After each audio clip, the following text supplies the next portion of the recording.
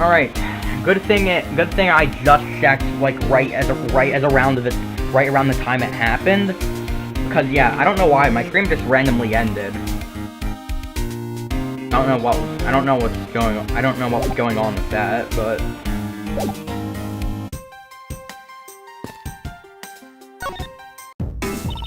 Man, you can't call me doing any stealing at all with that detective around.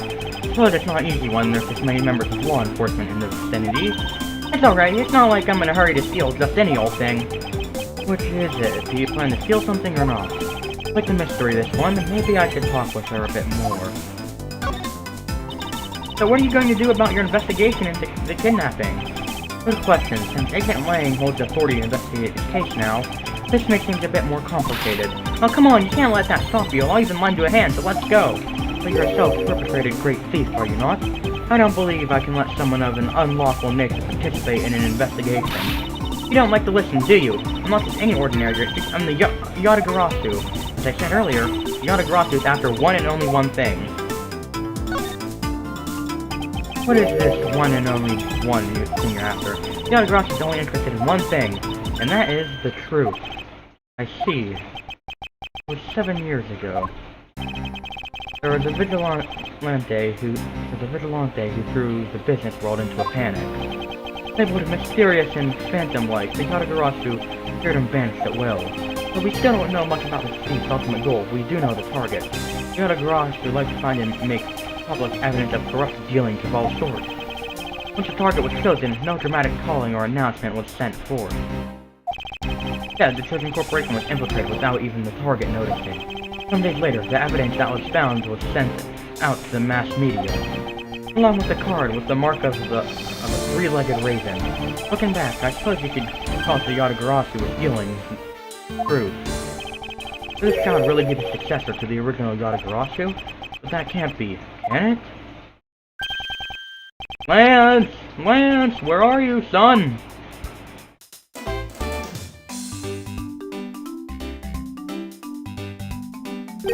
Mr. Amano? Oh, Miles, my boy. I'm sorry to involve you in such an affair. Just after you've returned. For you, Mr. Amano, I gladly offer my assistance. After all, I have you to thank for how well things turned out during my time abroad. If it wasn't for you, I might not have been introduced to that law office, and had the chance to study the inner workings of another country's judicial system. No. Think nothing of it. As you know, Manfred and I go way back. Consider a beloved disciple of his to be like one of my own blood. If you ever want to go overseas again, you need only to ask. I can use my company's vast network to send you anywhere at any time. And who's the old man? The father of the currently kidnapped Lance Amano, Ernest Amano. Now then, have you found Lance yet, Miles? Please, I miss my poor boy dearly. Really sorry, but your son's whereabouts remain unknown, Mr. Amano. Hold on there! What happened to all that money? I believe the 1 million has been stolen and that the culprits are now on the run. What? Poor old man. Didn't you have anything you could give him to cheer him up, Mr. Edgeworth? Forgive me, Mr. Amano. I was wondering if you could please tell me the details of the kidnapping one more time. Well, it was yesterday. A call came to the house. From the receiver came the sound of my son. Help me, Daddy. I know this is tough, but please stay with me here, Mr. Amano. You don't understand. He hasn't called me Daddy in ages. It was incredibly moving. I wish I recorded him saying that. I definitely could have recorded that conversation. But not for the full extent of intelligence of an old man. Refresh my memory. What kind of person is Lance again? Oh, I was telling you about Lance help you get him back. Surprisingly, a lot can be due to my personal relationships and behavior. Very well, since Lance is my one and only son, he turned 21 this year. He's very much like me when I was his age, kind and very attractive. Sure, women simply can't keep their hands off of him. Anything else about him you noticed of late? Now that you mention it, I haven't been able to get in contact with our butler, Oliver. Your butler? Yes, his name is Oliver Deacon. He's been with our family for years now. He gets along so well with Lance, so I thought maybe he would know where my son is. Mr. Amano, can you please tell me a little more about your butler, Mr. Deacon? The butler, he's outstanding. He even served as Lance's personal private tutor. He took a brief leave recently, but even after it was over, I haven't been able to reach him. We still haven't spoken with him since his leave. What about his family and friends? He said they hadn't seen him. I've tried everything I could think of, Miles. Do you think this could have something to do with Lance's kidnapping? possible, but I can't say anything for sure quite yet. Even the person closest to the victim has gone missing. Officer Deacon. Sounds like there's one name I better keep in mind. Detective Gumshoe. Yes, sir? Let's begin our investigation. Even if that Interpol agent holds the authority to head this investigation, we can't allow ourselves to stand idly by twiddling our thumbs. I'm with you 100%, Mr. Edgeworth, sir. I, Dick Gumshoe, pledge to stick by your side through thick and thin. Mr. Martin, it is my fault that the culprit escaped. It is why, with your blessing, I thought I'd return Lance to you myself. I've never seen you so passionate before, Miles. Good luck to you, my boy. Alright, well, what are you waiting for? Let's do some investigating. You think I'm losing to you, pal? Forget it. Odd West area. So what should we examine first? Thanks to Agent Lang, we can't leave this area. But the culprits were here until only very recently, which means we may be able to find some clues that will tell us how to leave. Okay, let's get looking! Hey, you there! Who, me? What are you doing goofing off in a place like this? I wasn't goofing off, I was about to help Mr. Edgeworth kick off this investigation. You imbecile! All precinct detectives are now under Agent Lang's direct command. There's no way! I am not working for Wolf Boy! Mr. Edgeworth, can't you do something? I'm not exactly in a position to argue, seeing as you are a member of the police force. Good, now let's go. No! Boy, have I got just a job for someone of your talent. Now that's F. Hey? What? Can't you tell I'm all ready to get down to some detective work? You should go home. Your parents must be worried about you. Oh, come on. I finally get to be your assistant and you try to ditch me? I don't recall offering you the position. Why do you have to be so difficult? Besides, it's already too late, you know. Like I said, I've already stolen the position of assistant a while back. You're the only one asserting that. Well, by the time anyone notices it's already gone, that's gotta garage you away. You can't speak so lightly of things you know nothing about. Fine, whatever you win, go ahead and do your little investigation. The talented assistant K is going to tag along no matter what you say. Even if she turns out to be useless, she's not going to listen to me. Might as well surrender and let her come along for the ride.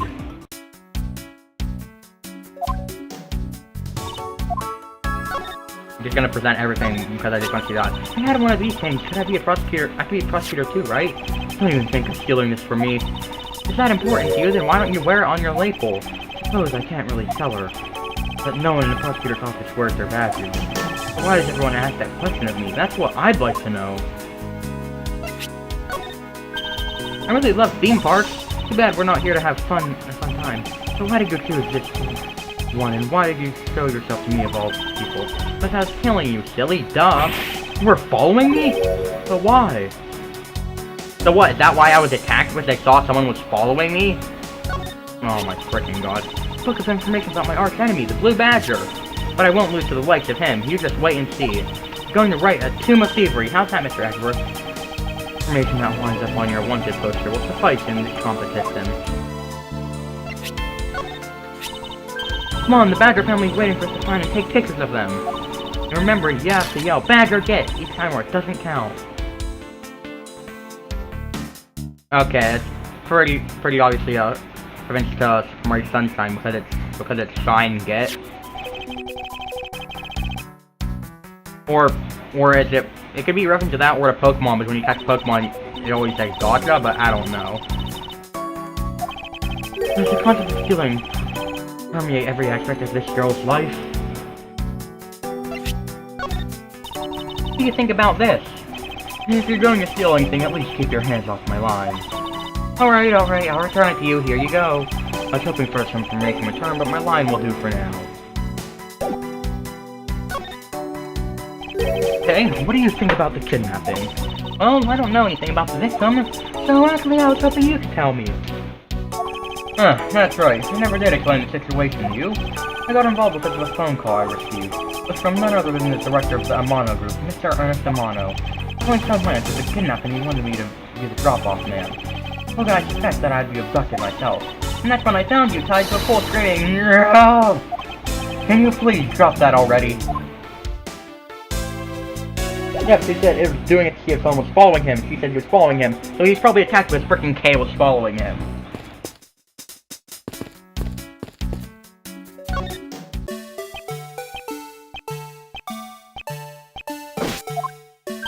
Hey, it's the Blue Badger! Badger, get! I really don't understand why she's so excited over this badger hunt. Like, knowing this game, I wouldn't be surprised if the frickin' prize ends up, like, being linked to, like, something where, like, the prize that you get, it's someone did this, they got a prize, and it was used for, like, the case that's going on right now. And, like, we need that, and we need to, like, get that prize to, like, as evidence, even though it's not the exact one. It's just that we can, like, use it as a reference for, like, what they use. It's probably gonna be something like that, and I would not be surprised at all. Speaking of badgers, there's a person inside of there. Hey, Badger, I wonder if you might share with me what you saw. He's doing that contorted wriggling dance again. Aha! Ah! You've uncovered my uncover identity, sir! I'll remain under that head, sir! It's Meekins! Aren't you Officer Meekins? Sir! Mike Meekins reporting for duty, sir! Man was a witness in one of the cases I pleaded 2 years ago. Yeah, and I understood the joke, like he like uses a microphone and his name's literally Mike. One thing I remember about this officer is that he often spoke and acted before he thought, which gave me a great deal of headache. He a friend of yours, Mr. Edgeworth? I've met him in the courtroom once before. Why was he upset when we unmasked him? Does he have something to hide? Well, I'm just gonna present everything, see what he says. Sir, it's so incredibly shiny, but it has a really ugly shape. I knew it. I was right to go for the much more manly police badge, sir. I lose it a lot, and I just know I'm gonna lose it for real one of these days, sir. Mr. Edgeworth, I think this shop is one donut short of a baker's dozen. I know, believe me, I know. Sir, I'm undercover as the Blue Badger now, sir. I must pretend to not know anything about anything, sir. I mustn't respond to that. It would be like shooting fish in a barrel. Sir, you have a copy of the Blue Badger Bible too, sir? That was written by Edgeworth on the Badger family, sir, and it's very, very thorough. It doesn't matter that I was made the Blue Badger only a little while ago, sir. That book helped me memorize every name of every badger, sir. It's not that hard to remember 4 incredibly obvious names. Proto Badger, Blue Badger, or Bad Badger, and Pink Badger, I think. Right. Yeah.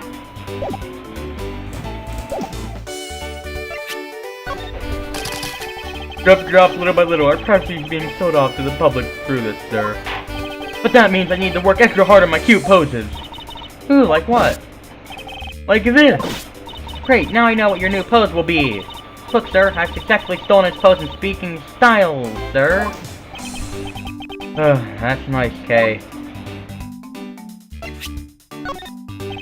Sir, I'm undercover.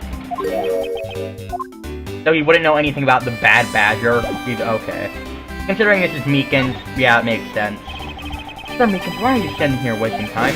Sir, because I am not a police officer right now, sir. I am the Blue Badger, and I'm creating memories and dreams for the kids. That's never a waste of time, sir. I have a dream to become as big as Detective Gumshoe, sir. But knowing extraordinarily boring beat until a little while ago. Wants to be as big as Detective Gumshoe? I mean... outside of the game-wise, that'd be really hard to do. But in-game-wise, it would not be that hard to do. The dispatch radio on my shoulder crackled that the kidnapper had escaped, sir. I thought maybe this is my shot at making detectives, sir. I rushed on over to join in, but when I got here, there was a sea of people already. And I couldn't spread my trademark friendliness and joy onto anyone. It would seem that some people never change. So why exactly are you in that ridiculous outfit? Sir! That's because, sir, I'm here to keep the visitors in good spirits, sir. But it's also to hide the fact that I'm an officer on the trail of the kidnapper, sir. I see, Agent Lang is very wise to employ this sort of diversionary tactic. Be handed the role of the Blue Badger out of all the different disguises, sir. It's such an honor. How long have you been standing here, officer? Sir, for about 1 little hour, sir. That's around the time I woke up from being knocked unconscious. And I've been here ever since, sir. If that's true, then it's possible Officer Meekins saw the kidnappers escaping. However, sir, I must tell you, I didn't see a thing, sir. I haven't asked you anything yet, officer. No, but I know you will, sir. He's hiding something from me. Officer Meekins, I insist that you tell me more about your recent movements. Sir, I've been playing the Blue Badger this whole time, sir, and getting into it, too. Patrolled the park all while wearing costume. And about 1 hour ago, I came over here, sir. I haven't seen any spitz-looking people this whole time, sir. But I did see a badger, sir. A lone blue badger. He says it's now contradictory to the fact. How so, Mr. Edgeworth?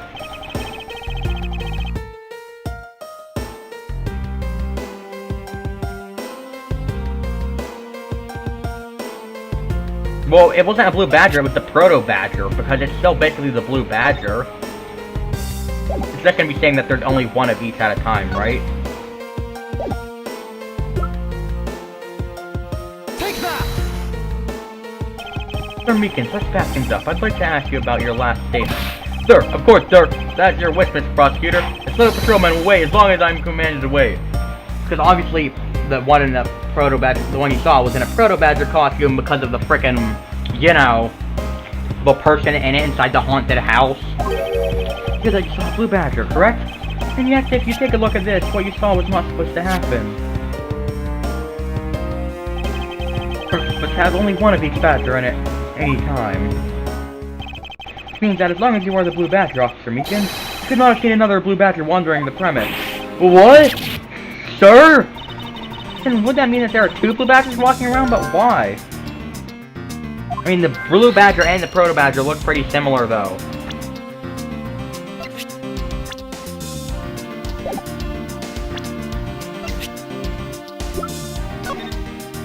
Look at it. They look pretty oh. I mean, but still, they still look... It could be... If you're looking from behind, it could probably think that, but I don't know. Let's check what we have in logic. Costumes and a second blue badger. These are probably not connected. Like, they could be, like, they could be connected, like, at a very far stretch, but... Blue badger that shouldn't exist. Clearly, the true identity of the person underneath is... Oh, I know, it's one of the kidnappers, right? The person who wore a costume to get away. Well, yeah. Oh. I was saying...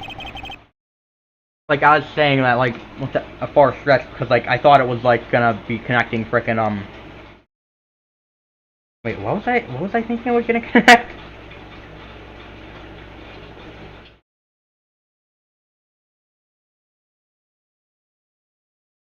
Yeah, I thought it was gonna connect something like, well, it would have to be someone that was able to access that area, but it's about to say this now anyway, I guess, so... A blue badger, a proto-badger, and a bad badger. Yes, those three. So there were 3 phony badgers running around in the park somewhere, huh?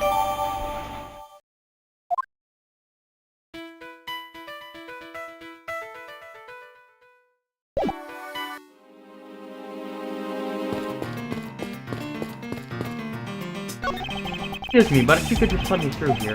Sorry, I can't let anyone through. Agent Lang's orders. We'll have to deal with this impasse for now. Can I check in there? Okay, do I have to talk to...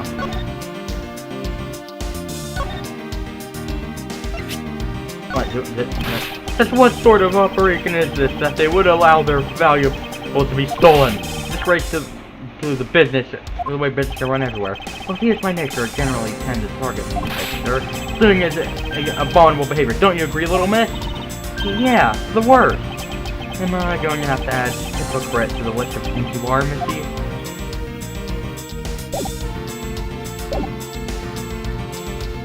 Like, where am I supposed to go from here? Am I supposed to talk to Kay? Can I prevent this? Am I supposed to go back in there and investigate more? There's another piece afoot. Only if we assume that this is not your handiwork. Are you kidding? You know that the blue badger is enemy number 1 to me. Can you imagine me ever being on good terms with that thing? Actually, it's surprisingly easy. Am I supposed to, like, re-enter there somehow and then frickin', yeah, and then, like, investigate from in there or something? There's a vent here. Did they vent away? I think the kidnappers would have better sense than to try hiding in me. Oh, come on, lighten up, will ya? I was only joking. I don't really think that the criminals would be hiding here right in front of you, officers. I certainly hope not. Oh, that's not a vent, that's prison, that's jail bars. Excuse me, what if you could find... So what am I to hecking investigate? Am I supposed to, like, check the horses? What if they're painted on the garage door to complete the hot scenes? Looks so lifelike, don't you think? I was thinking of wrangling, or rather stealing them. You can coax them out of there, sure. Come on, I know you can sweet talk them out. I could be holding a cube of sugar in my hand and they wouldn't budge today. How do you know, huh? You're like, what the heck am I supposed to be doing here? Am I supposed to be committing war crimes?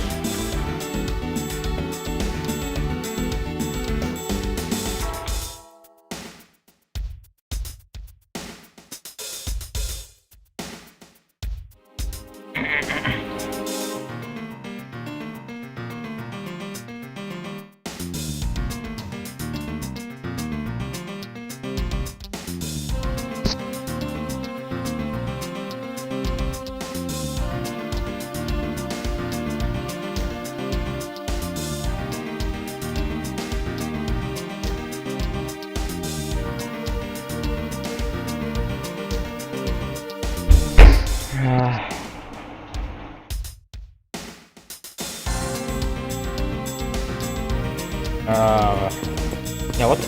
Wait. What is there here to check? Oh, the top... I thought those were just shadows.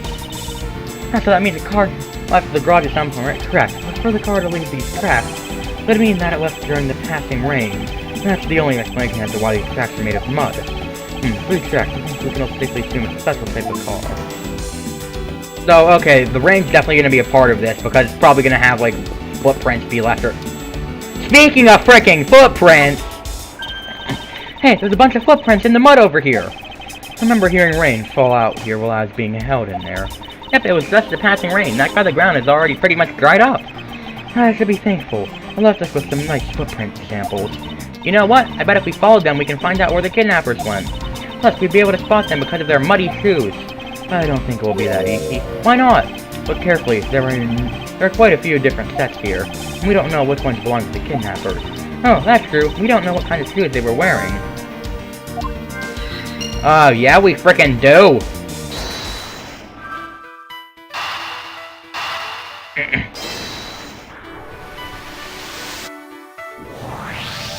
Now that we know that the kidnappers were wearing badger costumes, these footprints from earlier take on new and very significant meaning.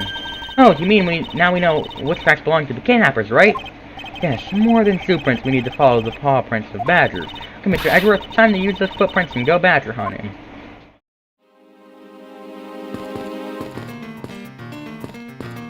I don't... What? Huh? Are they supposed to, like, lead, like, over to here? Me is confusing.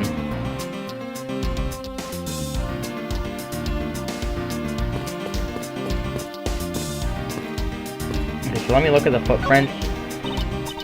So we're looking for footprints made by a costume. Hey, I think I found them. There are two sets here. They both do look like possible candidates. One's obviously gonna be Meekin's. Ah, just stop! They can't make heads or tails of where it's headed from here. I think we can assume it's headed towards the stadium. Wonder where the other set leads. We'll be headed east. And yep, he's gonna accuse Meekin, isn't it? But he's in a freaking costume, why? Quick, Mr. Edgeworth, I've got him. I've got one of the culprits. No, I'm not a kidnapper, sir! Okay, clearly those footprints belong to Officer Meekin.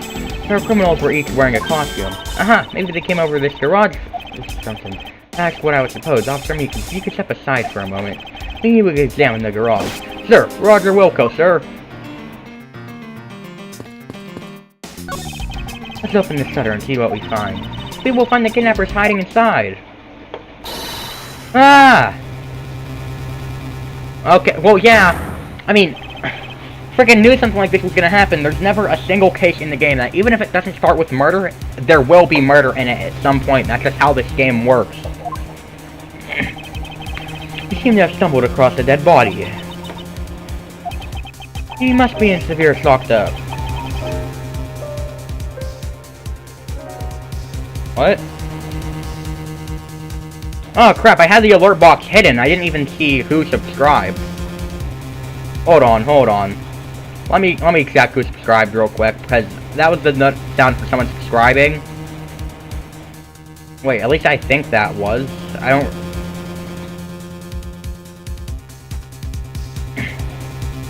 I'm pretty sure that was sound for someone subscribing. Let me check Streamlabs real quick, because for some reason I had the alert box set to hidden. Come on, streamlabs.com, log in, select this one.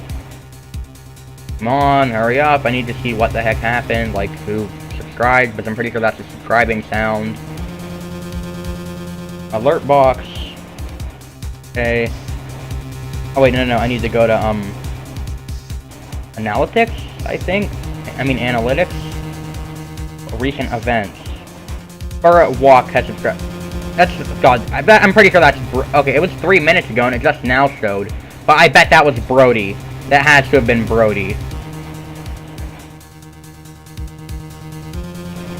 Wait, no, maybe not, but I think it's Brody. Pretty good chance it is, but thank you for subscribing for a walk, even though I'm pretty sure it's Brody, even if it's not. Either way, thank you for subscribing.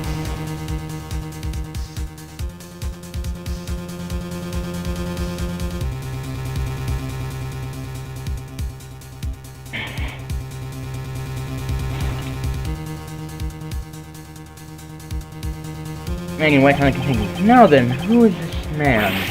It's Oliver! Mr. Armano, are you saying that this man is... Yes, he's my butler. How could something like this have happened? Indeed, and why was Mr. Deacon here to begin with? I better investigate this crime scene quickly before Agent Long or his men return. The kidnapper's footprints lead right to this garage, and right to a dead body. Is it possible one of the kidnappers is now a murder victim? From my cursory examination, I believe this man died of a fatal bullet wound.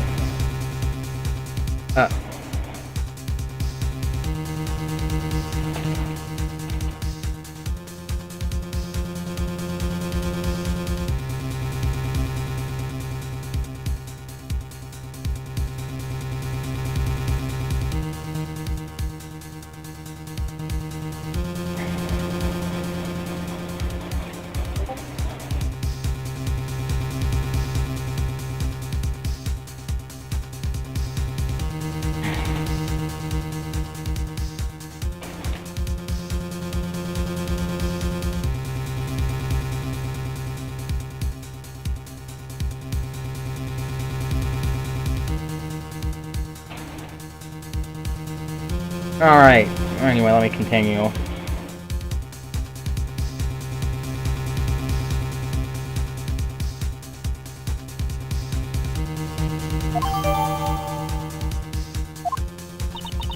You sure are calling for someone who just found the body. It's surprising what one can become accustomed to in the span of 2 days. Well, you say that like you haven't seen multiple dead bodies frickin' through all the games. As long as that Interpol agent has control of this case, I'm not going to be able to have a real autopsy done on the victim. No, doctor, but let's see what I can piece together myself. There are 2 gunshot wounds, one in his abdomen and one in his shoulder. Does that mean he was shot twice? No, I don't think so. I think the abdominal one is an entry wound and the one near his shoulder is the exit wound. Yeah, that's what I was thinking. Nice, I knew you could figure it out. Tons of experience and I've seen my share of crime scenes. Speaking of experience... But just looking at the angle, it kind of looks like, just looking at the bullet wound, it kind of looks like it's angled upwards slightly some. Even, I don't know if it's just like the way he's laying down and the way they drew it on, but I don't know. I'm just curious where the bullet went clean through. I could make a note of this oddity. So yeah, I know, with this little blood, obviously they were killed and then transported. This is an unusually shaped pendant. What is it? Is it something valuable? He seems to have regained some of her composure. Looks like a horse pendant. It's got an antique feel about it, and it's really pretty. Hold on, this is made of platinum silver. Nice, it is worth something after all. Oh, and look, there's something written on the back. Lauren Devore. It has a name. Lauren Devore. This man's name is...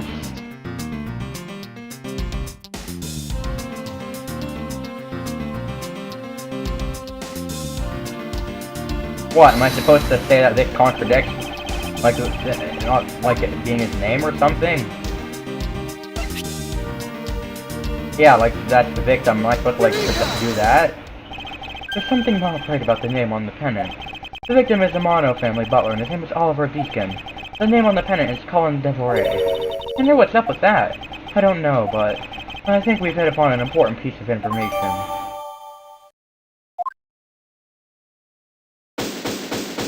This isn't complete. I'm assuming that means Mr. Lance is about to come back. Lance! Lance! Where are you, sweetie?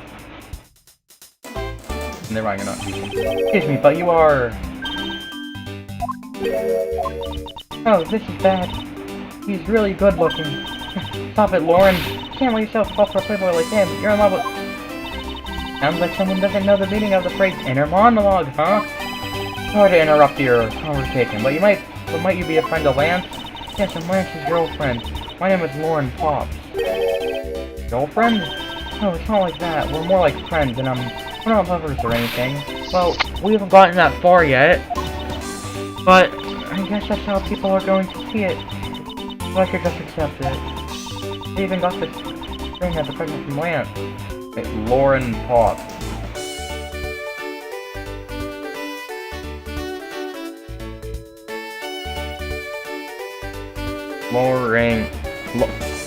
Loring, because frickin' and one of those candy rings, I forget what they're called, but... You know what she reminds me of? Cartoon character.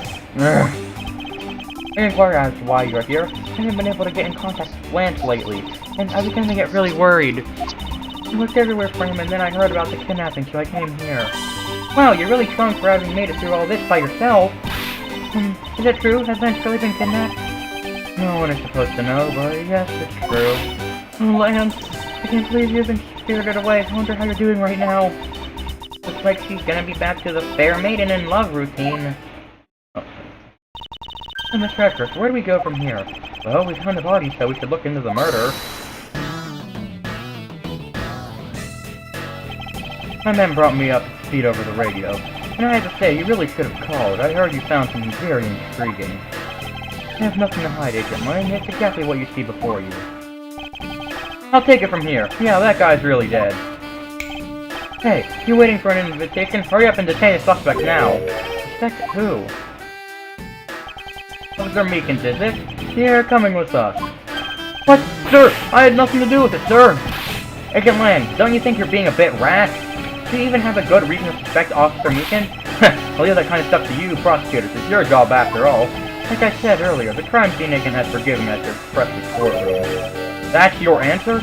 I know you like your logic and reasoning, but that sort of impractical fluff is not needed out here in the field. All you have to do is arrest the fifth person after fifth person. That's how you eliminate crime from the streets.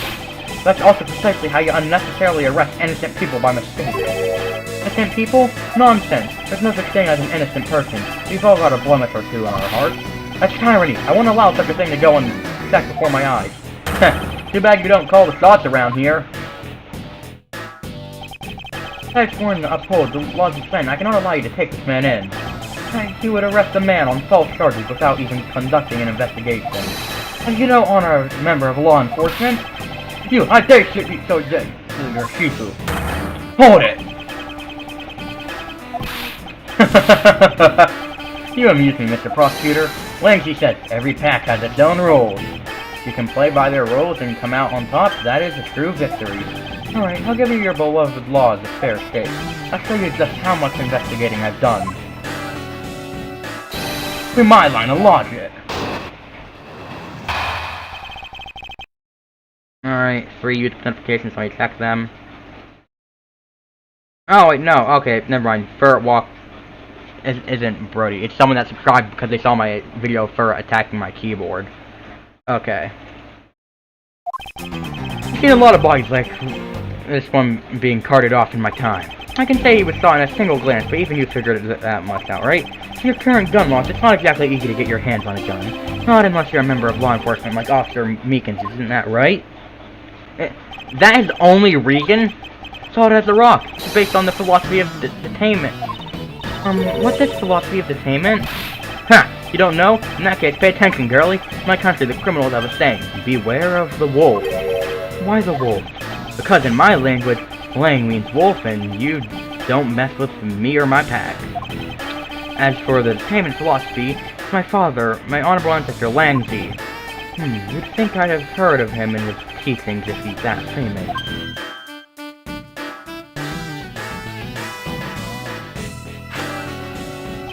Langzy developed it as he worked to lock criminals away thousands of years ago. To this day, the Zhengfa police still train its recruits under its philosophies. But thousands of years ago, that makes your story about as believable as a fairy tale. Anything wears down and breaks over time. Do you really believe something as ancient as that can be applied to today's world?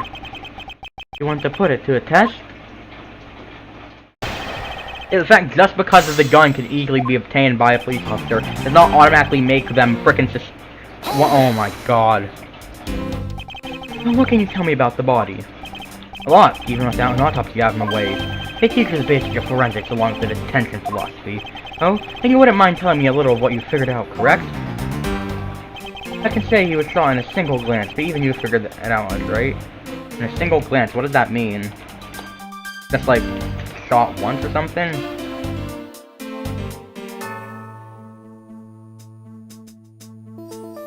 Oh, so just looked, shot, and then, wait, glance. Like, I don't even know, like, what that phrase is, shot in a single glance. Like, I don't even know, that, like, just, like, what does he even mean by that? Like, he just looked at them, shot them, and then just... Yes, I think anyone who saw the bullet wound would come to the same conclusion. Heh, don't pat yourself on the back yet. What's that supposed to mean?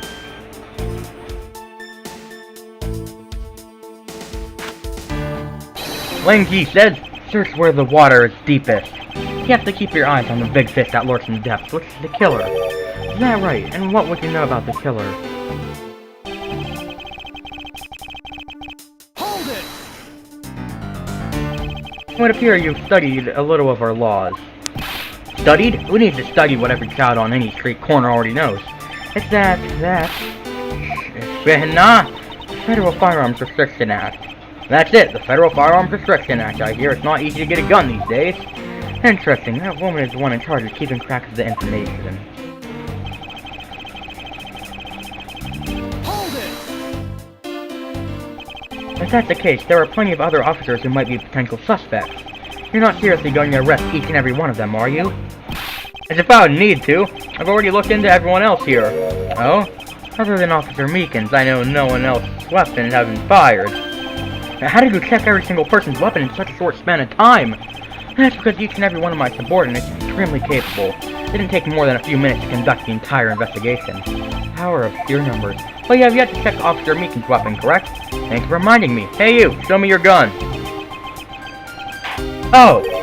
What's wrong? Why did she look so sickly pale all of a sudden? Gun! What did you say? I can't hear you. Stop mumbling and spit it out already. Sir! I lost my gun, sir! How could you be so irresponsible? Okay, well that's obviously what happened. They frickin' took their gun then. In the end, it looks like you're still the only suspect we've got. You're the one who waited here outside the garage ambushed and killed the victim. So you think the Officer Meekins waited here to kill the victim? Do you, Lane? I think this little accusation deserves a lot more scrutiny.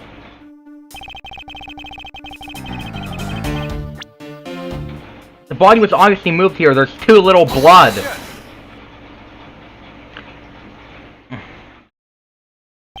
Unfortunately for you, Agent Lang, that is simply not possible. What do you mean? You've seen the crime scene for yourself, and while you were looking, did you not think to yourself that it was a little too clean? So you did not notice that there was too little blood. Do you still wish to claim that Officer Meekins committed the murder here? Because this isn't the crime scene, and if it was, your men who led you to think it was. That's exactly the case. The local police, so let the record straight.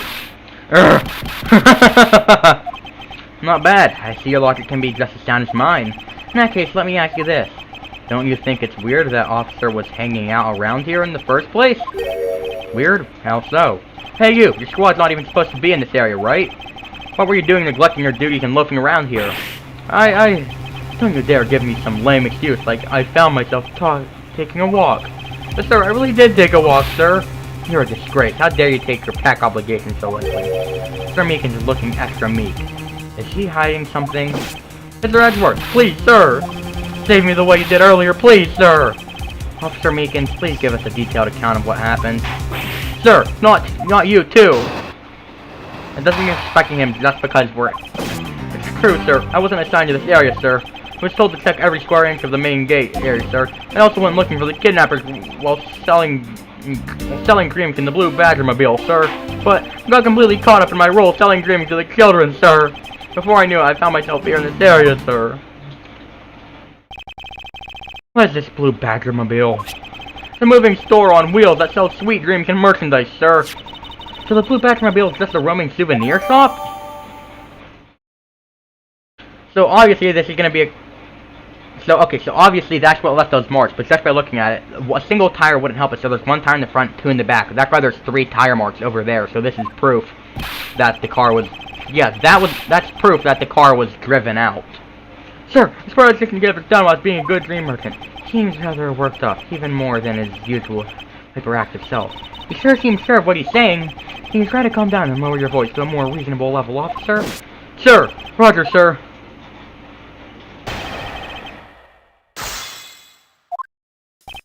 True, sir. I wasn't assigned to this area, sir. I was told to check every square inch of the... Yeah, I already... Like, I know that he took the car for sure because there's a frickin' 3 and 3.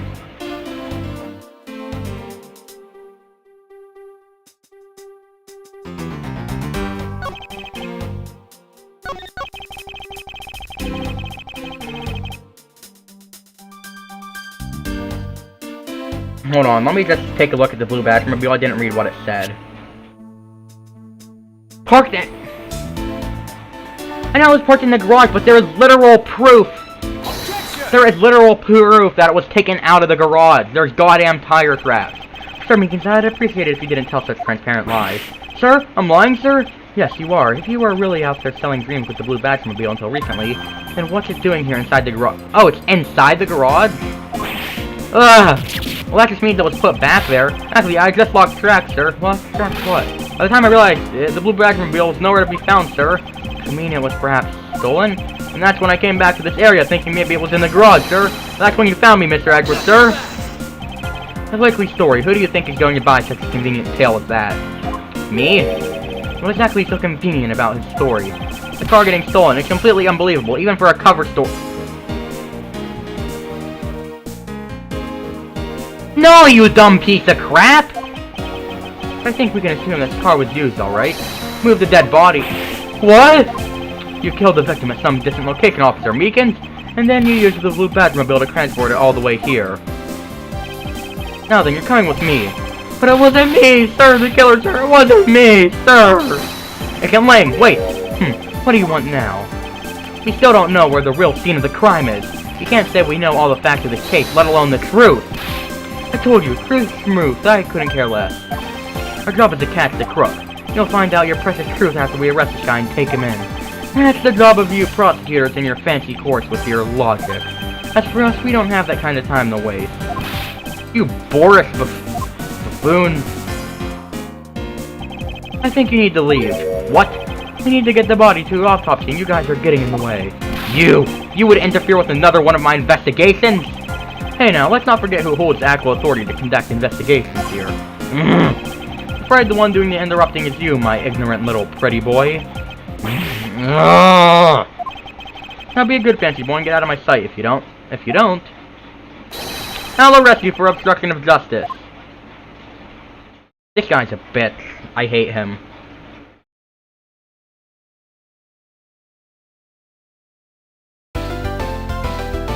Like, I hate him, like, not as a character, like, as a character, he's a good character, but like, to be in the game, like, the way he was written and stuff. I hate him as in, literally, just, like, not he wasn't made badly, it was just, I fucking hate him. Like, if I knew him in real life, I fucking hate him. So, I mean, in a, like, that kind of way. Edgeworth. Yes, Kay. There's something even thieves should never steal. You know what that is? You really shouldn't steal anything, however, I'll bite. What shouldn't a thief steal? A life. It's too heavy of a burden on your soul to get away with ever. That's something we can agree on. Well said, Kay. No matter what we may try, murder is the one crime that can never truly be hidden. And I intend to prove that by my own hands. When I apprehend the murderer myself. Alright, and I'm going to work extra hard to be a good assistant. Let's go. I still never said you could be my assistant. I'm just going to drop the issue. First thing we could do is locate the real scene of the murder. Sir Edgeworth! Detective Gumshoe! Sir Edgeworth! Stadium! Hurry, sir! You're supposed to be hustlers, but they found a witness at the stadium. A witness? You! What did we tell you about leaving your signed post? Ah! The jig is up. Sir Edgeworth, remember that I'm always rooting for you, so go get him, sir! Detectives sure look like they're enjoying themselves. Yeah, Detective Gumshoe's my favorite character in the entire series, hands down. Not all fun and games, okay? Now then, let's head to the stadium and meet this witness. Good thing we're gonna be seeing a lot of him in this game. Well, hopefully, because since there's K, we might not, but after Apollo Justice, I really need more Detective Gumshoe.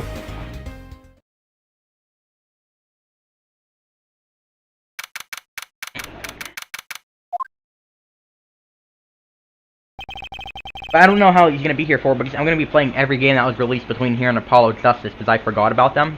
There's going to be this, the second game of this, and, which I'm going to have to buy it, and then use a mod to translated it.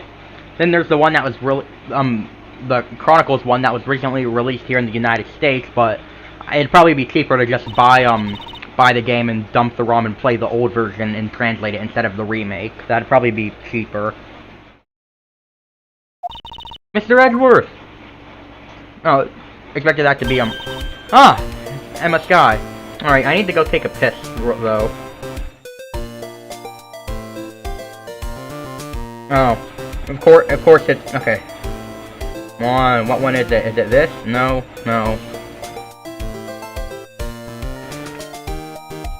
Okay, yeah, I have to go take a York piss.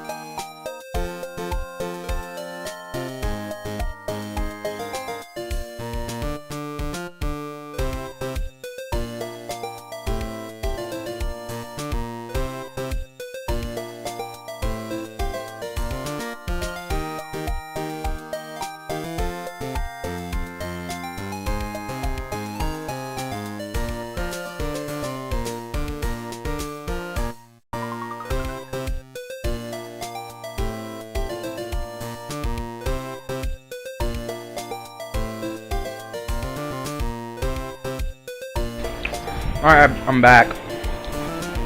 I have an eighth of a hoagie I'm eating. Yeah, Lana Sky. I mean, I saw a lot of her after the last game, but hey, it's fine. She's a good character, like her, so it's fine to keep on that. I just hope besides the next game, that one person, he's not in it. Not like I'm saying, like, it's not just I hate him, and like I'm not saying that as, like, again, like, I'm not saying that he's a bad character. I just don't personally like him. Like, he's written well, and like he's a good character for the game, but like personally, he's just a piece of crap. You are Miss Emma Sky, correct? This girl's the younger sister of my former superior, Lana Sky. 2 years ago, we stood in the same courtroom together as witness and prosecutor. I thought she had gone to New York to study forensics.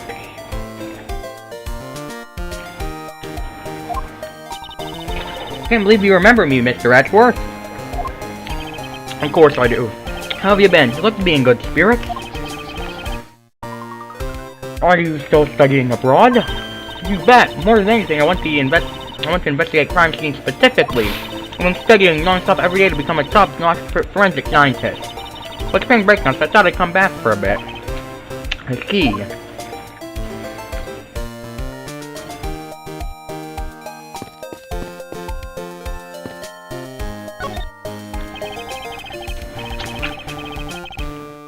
almost didn't recognize you. You've really grown in these past few years. Please don't tease me, Mr. Edgeworth. I know I still have a long way to go. But I'm going to be a super French scientist someday. You'll see. You seem to know Mr. Edgeworth really well. Are you two acquaintances? Oh, I was about to introduce myself. I'm Emma Sky. Nice to meet you. Taking abroad now to be a forensic scientist. How about you? Well, that's a great dream. My name's Kay Faraday. I'm training to be an unstoppable great thief. A great thief? Don't think too hard on it, Emma. It's not worth the trouble. In any case, we have much to catch up on. You bet we do. Excuse my voice sounds weird. Like I said, I'm eating an eighth of a hoagie that I had left over. So why are you here, Emma? Well, I had decided to come back home for spring break. And then I just heard that you'd come back too, so I raced on over here. I really wanted to welcome you back at the airport, but I had just missed you. How exactly did you know I was here? The power of science, naturally. Never underestimate what science can do for you. I usually declare your footprints and follow them straight to you. That is the greatest. It's so wonderful. Obviously, we're gonna use this to get those footprints like we do in Apollo's Justice. First time we saw her, it was only fingerprints. Then in Apollo's Justice, it became footprints and fingerprints, and here we're getting footprints again. Oh yeah, and in Apollo's Justice, there was that thing that kept what was inside of the thing without opening it, the letter.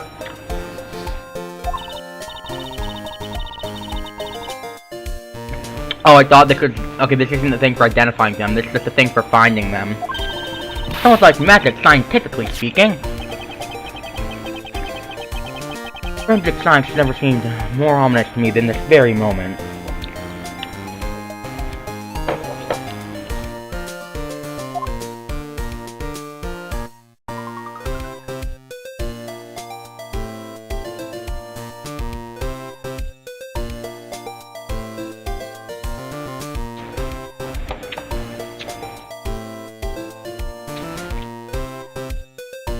I'm sorry, I was finishing your last of my hoagie. Is that me or... I know, I'm pretty sure that's not it, but it just looks like a DS she has in her hand. Well, I'd like to ask you about what you witnessed. Huh? What are you talking about? Are you not the witness Detective Gumshoe told us about? Well, I did get a call from Detective Gumshoe earlier. He's practically yelling at me. Edgeworth needs your scientific doohickeys right now, pal, he said. What was that man thinking? Or rather, not thinking? Let me guess, there's been a murder, right? Yes, unfortunately, there's a sudden glint in her eyes. But I need to keep my mind focused on the witness. Now, where did that person go?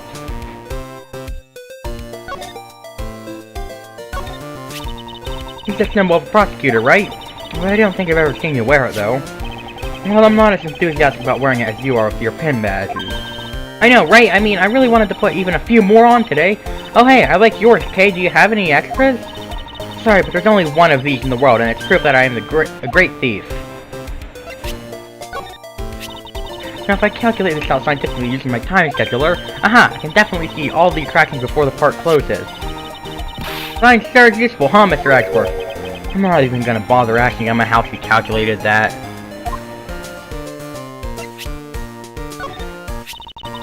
Seeing the blue badger sure brings back memories.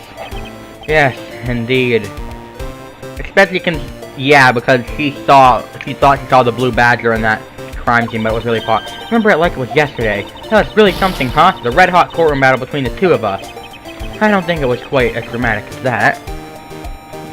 Like, there was like a base thing, and it looked like the blue badger at the right angle, so she thought it was the blue badger, but it really wasn't. Scientifically calculating and thinking critically about this, and putting it in a way that transmits the feeling that I understand. Woo! Done! She makes it sound like she knows what she's talking about, but she really has no idea. Admittedly, I am slightly confused by what she just rattled off.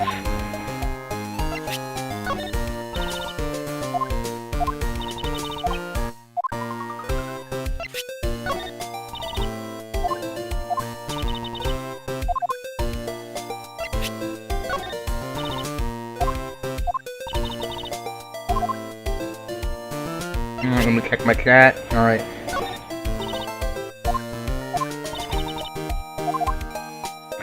Yeah, it feels so weird not to be able to present profiles, because that was the thing that was added, in, I believe, the second game, and if not the third game, and this came out after the third game did.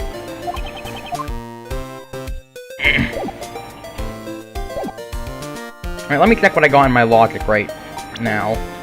Never mind, but I can't frickin' open my logic.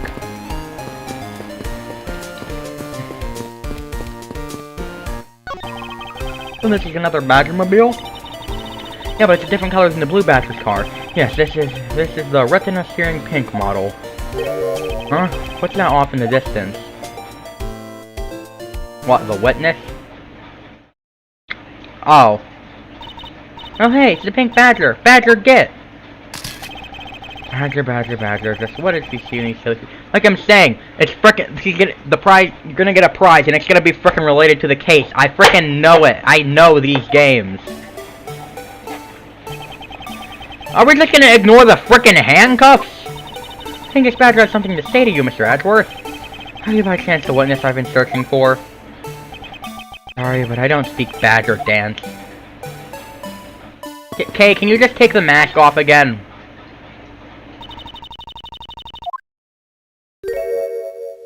Thank you!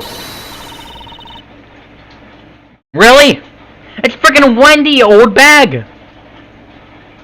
Wait, did she take it off herself? Oh, I can't take being inside that stuffy head anymore! You're... No! Why her? Why here? Why now? Yeah, like, with Phoenix here, it would still be pretty cringy, but the fact that it's Edgeworth here makes it even worse. I first met this woman 3 years ago. She was a witness in one of my cases. She has since gone out of her way to pop up unexpectedly and cause me great grief. Edgy Poo! Why couldn't you understand what I was trying to tell you? I mean, really, I tried so hard to keep the kid's dreams alive by staying in character, but you couldn't pick up on what I was trying to convey to you. Sick and tired of that runabout way of talking, so I'm going to just be direct. I'd have had a feeling before, but this just made it official. Today's gone beyond the typical not my day into the realm of waking nightmare. So you're a friend of Mr. Edgeworth too, Miss Pink Badger? You can say that, but right now I'm just a Pink Badger, dearie. She may look the part, but I know better than to trust my eyes around this woman. My name is Wendy Oldbag, but you can call me Wendy or Granny or whatever suits your fancy. Nice to meet you, Miss Oldbag. I'm Kay Faraday. What do I care about a young whippersnapper like you?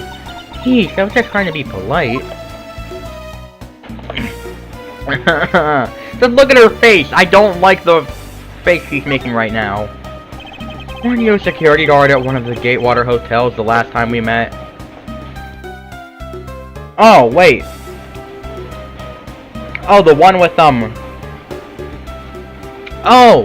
Yeah, okay, so the second one, now that I remember, I didn't know that place was a Gatewater hotel also, the one where Maya was kidnapped from Shelly the Killer. Like that case in, Matthew on Guard. I'm pretty sure that's a joke there, but... Yeah, I thought maybe that was the second one, but I wasn't sure it was one of the Gatewater, hotels. Apparently it was, so... I go where I'm needed. I'm very good at what I do, unlike the youth of today. I get called in all the time to fill in when there aren't enough hands. But enough about me, Edgy Poo. I'm thoroughly dejected right now. I finally get the chance to see you again, and here you are talking with two young girls. Men are all the same. It doesn't matter how old the young girls. Why do the other guys happen? But you notice me. He went and got a arranged marriage. They kicking out. Why ain't seen hers at all? Presuming he takes to the right of them. You seem to attract all sorts of interesting people, Edgeworth. Kay, please, I'm begging you. By all means, do not provoke her any further. Are you forgetting about something, Mr. Edgeworth? This person could be the witness. Honestly, I hope she isn't, but I don't think fate is going to be so kind today. Same thing here, Edgeworth. I saw what happened. I even saw the exact moment it happened. How's that? So true, she's the witness. She's never been her testimony has always fallen apart every time, so I already know it's bullcrap just because it's coming from her mouth.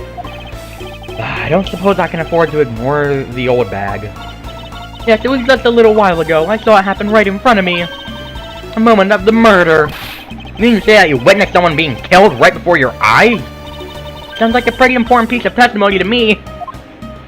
Knowing her, it's probably gonna... Oh, yeah. Well, old bad witness. Came to the stadium to take a short break. As I was dressing, I happened to glance over and I saw two men facing each other in that arena. Suddenly, there was a loud gunshot and the person who shot fell to the ground. It was a very terrifying experience, let me tell you. Looks like we hit the jackpot, huh, Mr. Edgeworth? Yes, I can't afford to ignore what she has to say. Unfortunately. What's that unfortunately you tacked on at the end supposed to mean, Edgy Poo? Well, anyway, let's see what we can find out from this little old lady.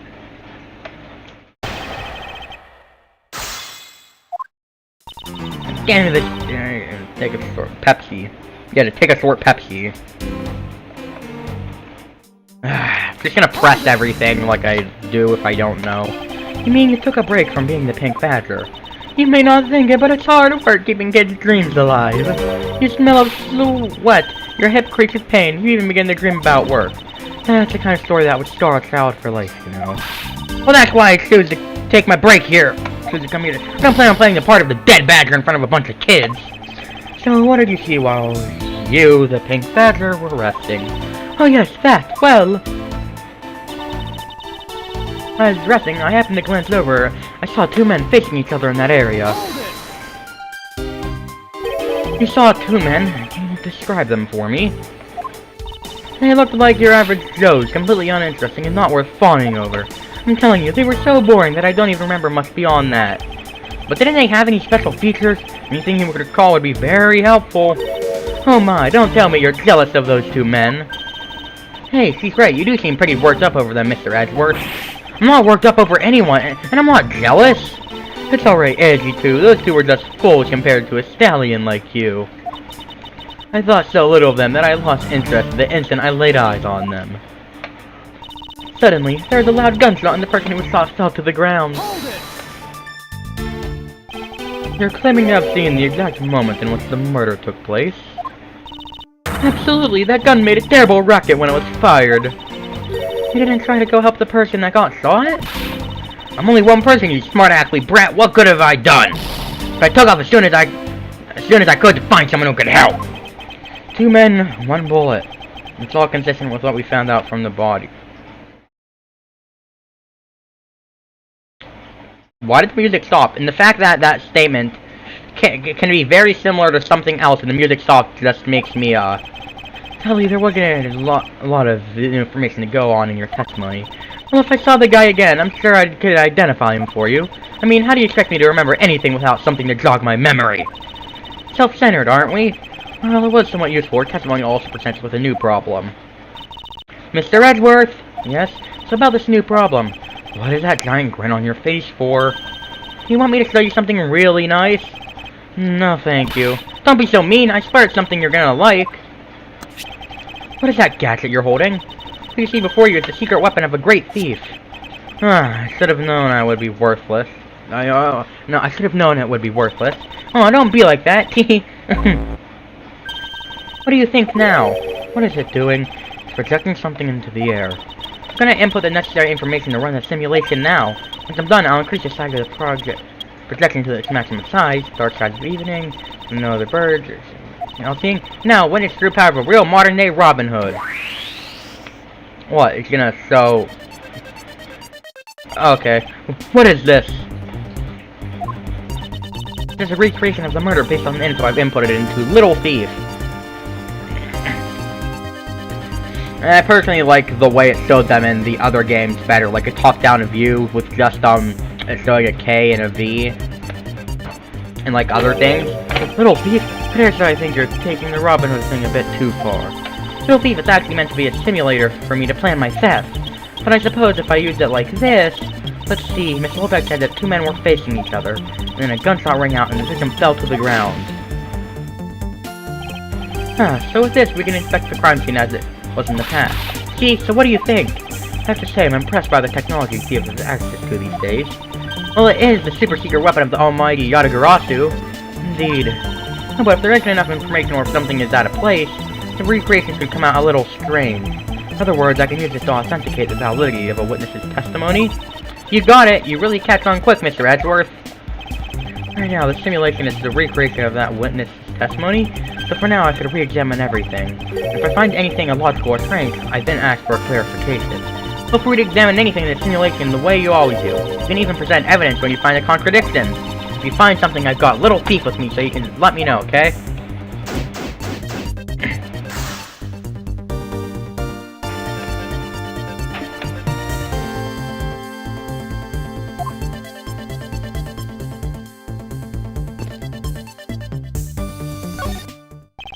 According to the testimony, the victim fell to the ground here. That's right, but if that's the case, then we've already found our first contradiction. Huh? What? Where? If this is the real scene of the crime, there's something missing that should be here. Blood?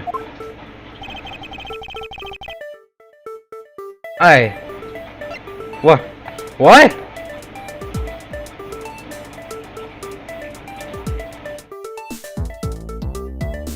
Probably the murder notes? Yeah, so it was thought. Probably. This is a contradiction! Eh? Is something wrong with my recreation? This is the real scene of the crime. Something specific should be here. If you think back, how did we deduce that the other crime scene was not the real one? Oh, I get what's missing now. There's no blood on the ground here either, right? Right, the fact that there is no blood here casts doubt on the witness's testimony. Edgy Poo, how can you doubt me like that? Are you calling me a liar? I know what I saw, and I saw the victim get shot down. You know, I don't think he's lying, Mr. Edgeworth. To be honest, I can't think of a reason why he would lie to me. In that case, maybe there's another explanation for the distinct lack of blood.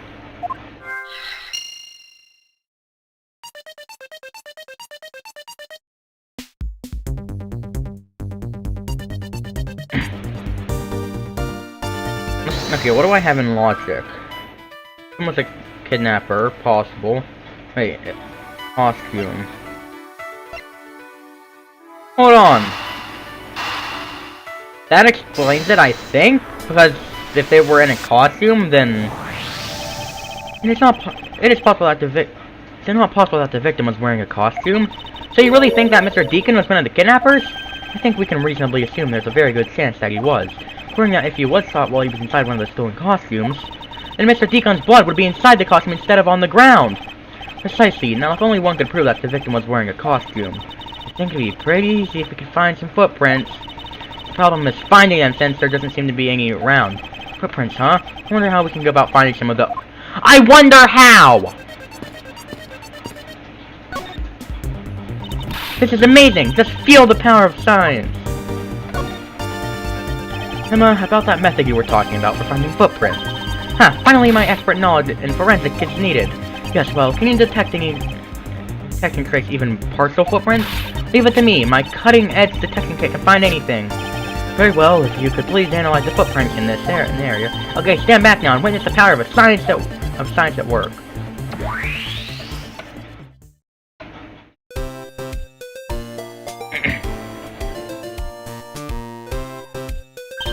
Hey, I found something! Look right there!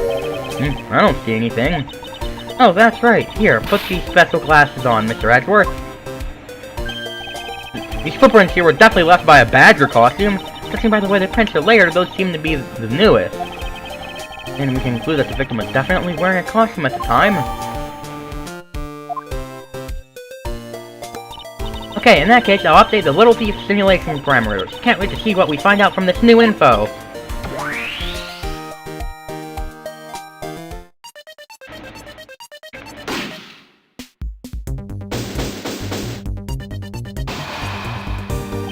So the victim was wearing a costume when he died. With that, we should be one step closer to the truth, right? I see the recreation has changed in accordance with new information. Well, maybe the one that was supposed to be kidnapped was, whatever the name was the killer, and they were actually kidnapped for a reason, and the reason they were not just saying it was in self-defense because they were doing it because the reason they were kidnapped was for something they don't want the police to know. Maybe close, but now something else caught my attention. Like the thing is, if things like this, you don't just want to the easiest way to find it out is just like I always accuse everyone, but that's just because the best way to figure out something like this is to think of every possibility. Like, even if there's a small possibility of it being, if you think of it, then you might find other things that connect to it, and then from there, you'll find even more things that connect, and then you'll just figure it out. You just have to think of every possibility, no matter how small. Because then you might, like I said, then you might find something that actually supports that you wouldn't have thought of unless you knew about that possibility in the first place. The testimony, naturally, I'd like to hear it one more time, if you please.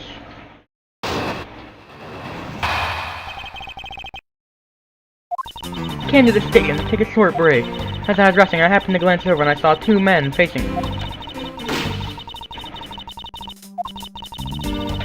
It's the same thing, but I already... Obviously, this means we have to present, present the new piece of evidence, and it's pretty obvious where we have to present it. For that, we must first find the contradiction in her testimony. I found it already. It's obvious as hell.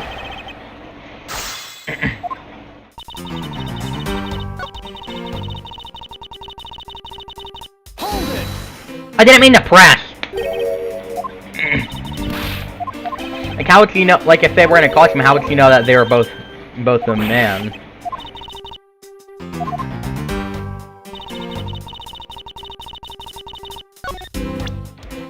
Like, yeah, how would she know they were a man if they were in costume? Objection!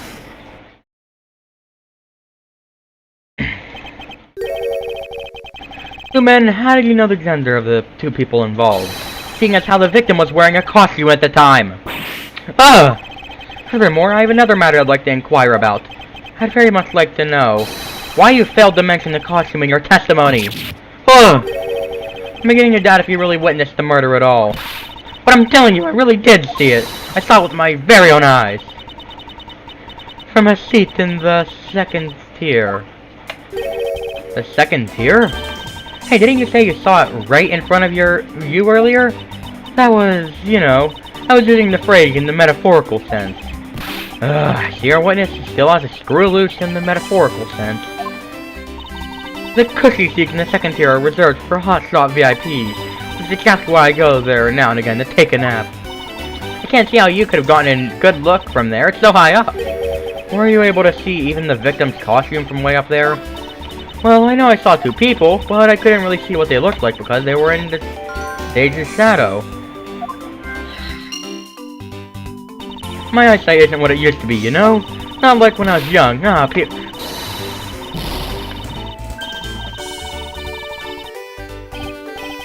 Let's return to our investigation, shall we, Kay? You got it!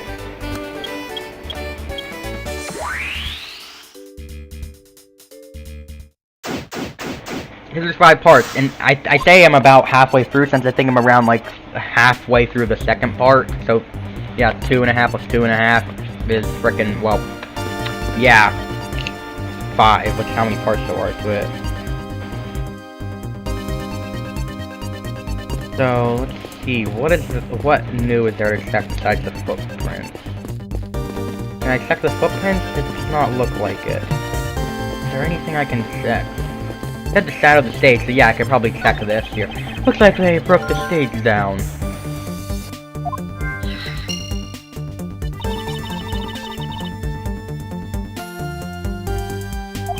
Or maybe it's because a different show is scheduled to start. Okay, so yeah, this tells us the time of it because we know, because we know that it happened. We know it happened before the stage was taken down. So that narrows down the possible time of it happening. If that woman's testimony is to be believed, the murder occurred before the stage was broken down. Do you want me to input that a bit of info into Little Thief? Yes, if you please. Okay.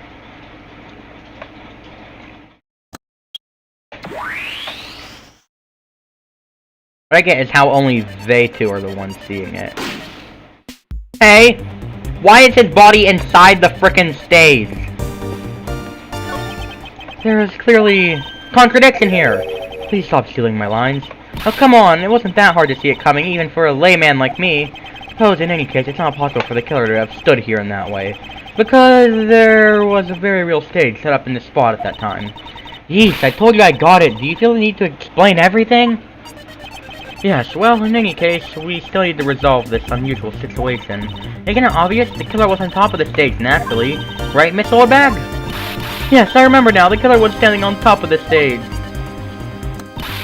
See? Now let me update the info into the... Didn't she say that they were in the shadow of it? So how could they be in the shadow? Oh, the top part.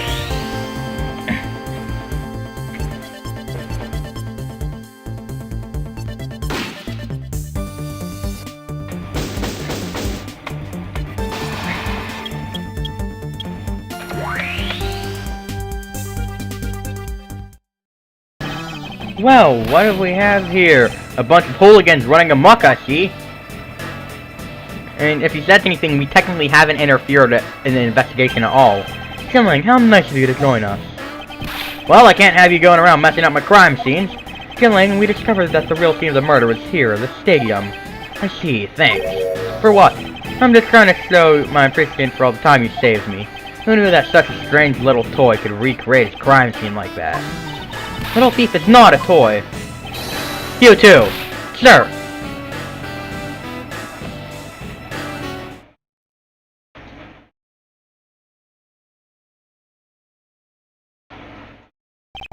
And there you have it, you see? Big boys like me don't need silly toys, little girl. Now this is a recreation. So what, do you still intend to assert that Officer Meekins is the killer? Of course! Even knowing that the crime took place here doesn't let him off the hook.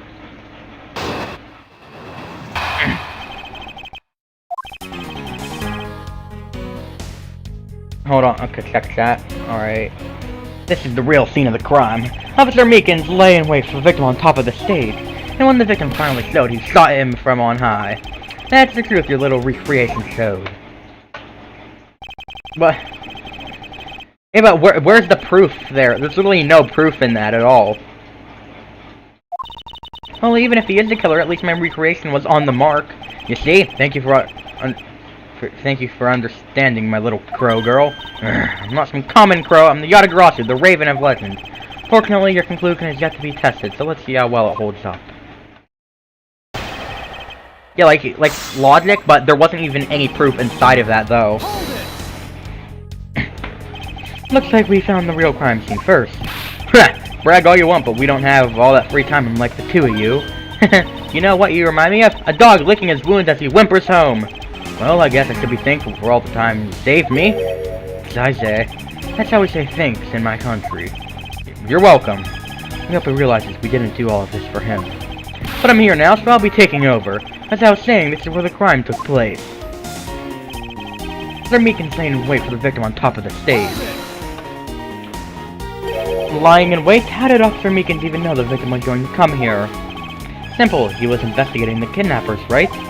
And while he was doing so, he came to understand the victim, Mr. Deacon's movements. And why would the good officer want to ambush and kill a kidnapper? You mean his motive? Who knows, and who cares? You can find that out for yourself when you talk to him in jail. Yeah, see, this is why I frickin' hate him. He's just like, I don't need proof, blah blah blah blah. I fucking hate him. You have no respect for the order of law. Yeah, I know, I frickin' hate him.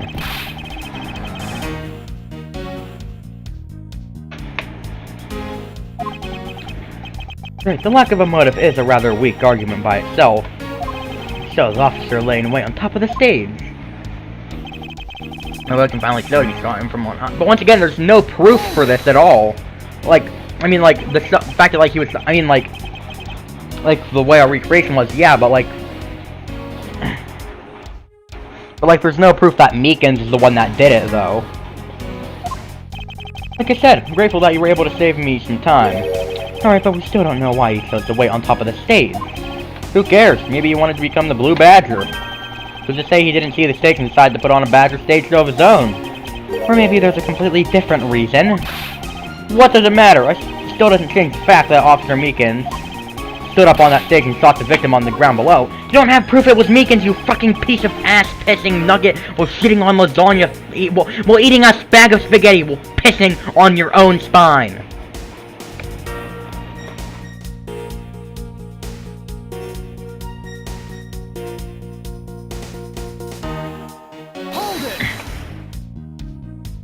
So, you honestly believe that what you're saying is what really occurred? Hey, you're the ones who came up with the scenario. Are you saying you doubt yourselves?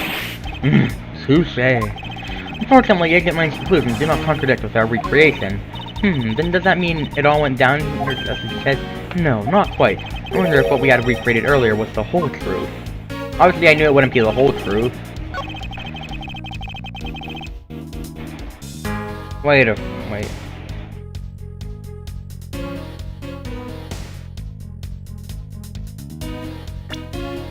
I didn't... So he said he was in the blue Badgermobile earlier. I don't see any marks for the Badgermobile here at all. Nothing has nothing to do with what I was saying. The logic is so badly needed to repair that you might as well throw it out too. is the real deal here. Your courtroom mannerisms are worthless at a crime scene. Ugh, you dare to insult the courts? Hold it! Well, I didn't mean to do that. I mean, it has to be the Badgermobile because there's no tracks of the Badgermobile here.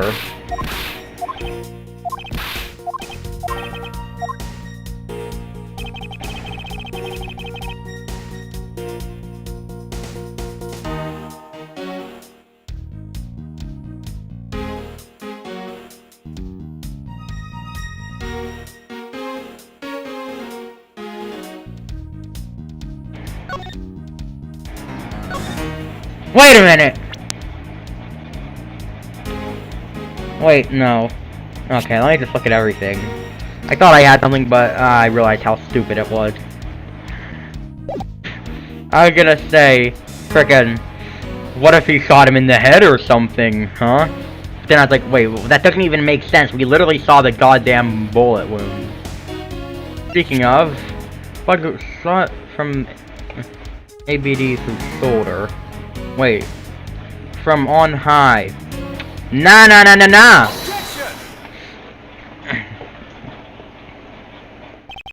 I'm terribly sorry, Agent Lang. I should have warned you that our recreation is incomplete. You cut in quite unexpectedly, after all. What's that supposed to mean? You said that the victim was shot by the killer from up above, correct? I hate to break it to you, but that's not possible. Huh? Why not? They called Mr. Deacon's body specifically where the gunshot wounds were located. It came from below upward, so he was shot from a lower position. Yeah, he was at a higher position. Yeah, he was shot at a higher position than where the gun was. Actually, I didn't get that good of a look. Oh, well then. The bullet entered Mr. Deacon's in its abdominal region and exited his right shoulder. This is more consistent with an angled shot from beneath the victim. Ugh. Then, yes, our recreation had the victim being shot at an angle from above. A clear contradiction! You're discounting your own conclusions? No, this one point is the only flaw. This was a mistaken parameter in recreation.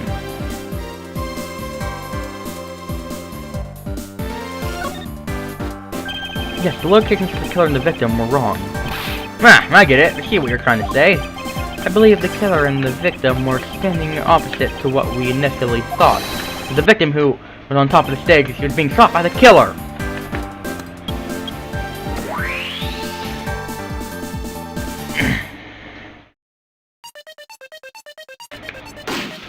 And in reality, that doesn't really change anything, though. See, what happened is all explain the positioning of the gunshot wound. Then what about the footprints? Since footprints don't lie, we can assume then that the killer also wore a costume. Okay, I'll try using that data instead.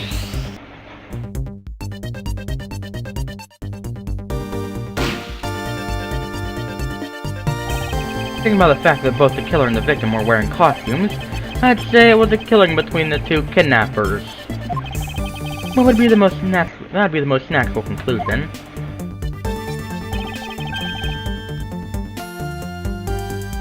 Wouldn't you agree, Agent Lang?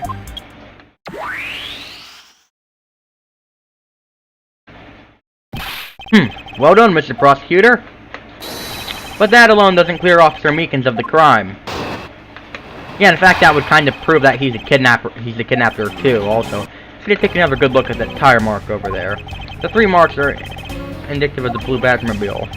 About to stop on the. Wait, I didn't see any tire marks.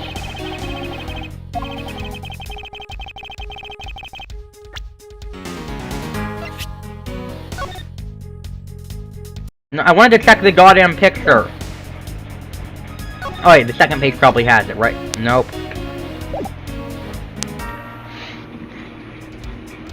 I'm just gonna go with what I think is wrong here. I think I know what's wrong. I'm not sure. Like I said, there were no tire marks, but apparently there were.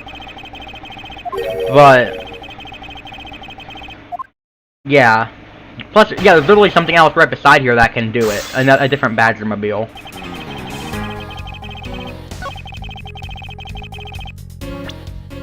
I mean, it is, but from what I can tell, there wasn't any mud on it in the picture. I couldn't tell too much, but...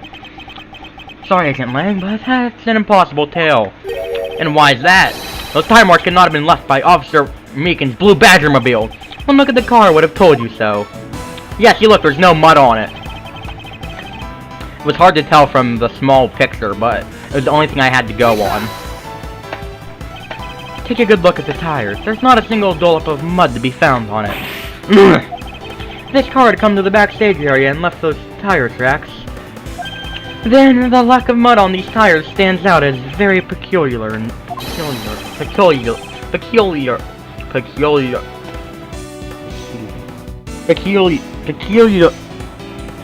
Why can I not say peculiar? Peculiar.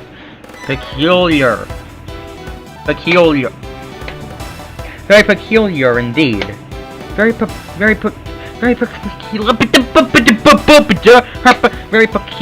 indeed. Very peculiar indeed. Okay, I give up. Then how do you explain the tire tracks, genius? Hey, I've got it. What about Miss Oldback's pink Badger-mobile? Don't be ridiculous. I was sleeping the entire time in the second-tier seats. Indeed, I believe we can rule her out as someone related to the crime. However, there is yet one more roving store, as I recall. Oh, you mean the Proto-Badger? That's right, there was one more parking space inside that garage. And it proves the existence of a Proto-Badger-mobile. And the tire tracks here are coming from that one. Agent Lang, I suspect you find this Proto-Badger-mobile post-haste. There must be still some sort of incriminating evidence in it. Did you hear something? No. Lance? That's his name, right? Lance? Help me. Are you alright? Well, this is something. Looks like we found our kidnapping victim. Where were you all this time? Wild West. With kidnappers. He was in the room next to the one I was held in. Ran away using underground and got lost. The kidnappers... What is it? I can't understand what you're trying to say. The kidnappers escaped wearing costumes. You see the faces of your kidnappers? No, I didn't see their faces. But one was a woman. A woman? Quite an important piece of testimony. Hey, what are you guys doing? Stop standing there and get your cops on this already. I'll even let you guys have what the kid said just now. Consider it a gift. Now, are you going to get out of my crime scene, or am I going to have to get rough? Ugh, again? You're nothing but a big bully. Come on, Mr. Edgeworth, let's go. Oh, no, not you. You are a very important witness for my case. I'm not about to let you get away that easily. Don't count me to testify, but I won't. Not for you. That's right, I won't either. You hear me, you young whippersnapper? Hey, calm down. There's no need for all this hostility. I just want to take a statement from each of you. I'm not gonna rough either of you up. I give you my word. Come now, fair maidens. What do you say? Will you cooperate? Fair maidens? My, you little rascal, you sure know the way into a woman's heart. Lang Zi says, the passage of time is but a fleeting moment, and a lady is young forever. Trying to outdo my edgy poo with your fancy schmancy sayings. Let's get this over with, so we're clear. I'm only interested in giving you my statement. Sir, just as soon as Mr. Prosecutor leaves us be. Mr. Edgeworth! I mean, technically Lana didn't see anything, so how's he a witness? Okay, well, let's be real here. He doesn't care at all, though.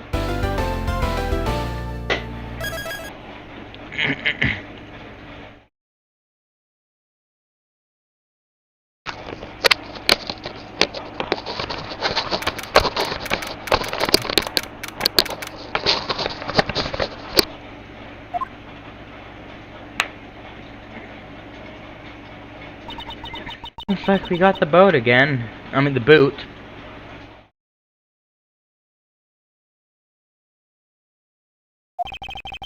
Blanchlet, the focus of the investigation will shift solely onto the murder.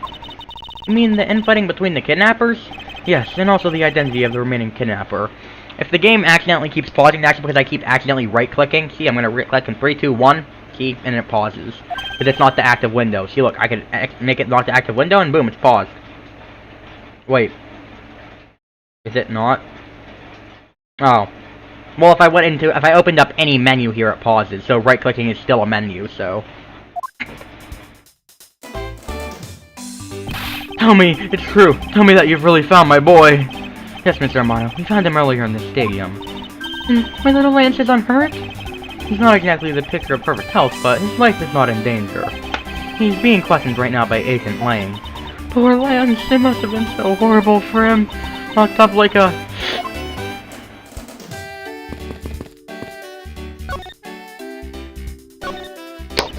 He loves me not. He loves me not. Oh, that's the 12th one. No, you can't give up, Lauren. Just one more try. Excuse me, but I can't help but feel a little bit sorry for all the flowers you've gone through. Suppose, if they were me, then... I believe you said that you are Lance's girlfriend when we first met, correct? Yes, I am, but... Oh, it's not like we both think of each other as lovers. But you did give me this ring, so I guess we're not just friends either? I mean, because this isn't just any ordinary ring. Yeah, it's a freaking... It tastes so sweet when you lick it. It's so wonderful. You mean to tell me that he gave you a lollipop ring? Which is it? Have you guys not decided if you're going out, or is it just one-sided? Decided? Shouldn't the party who's involved naturally just know? My father used to work for Mr. Amano, until Lance and I grew up together. I said it out loud.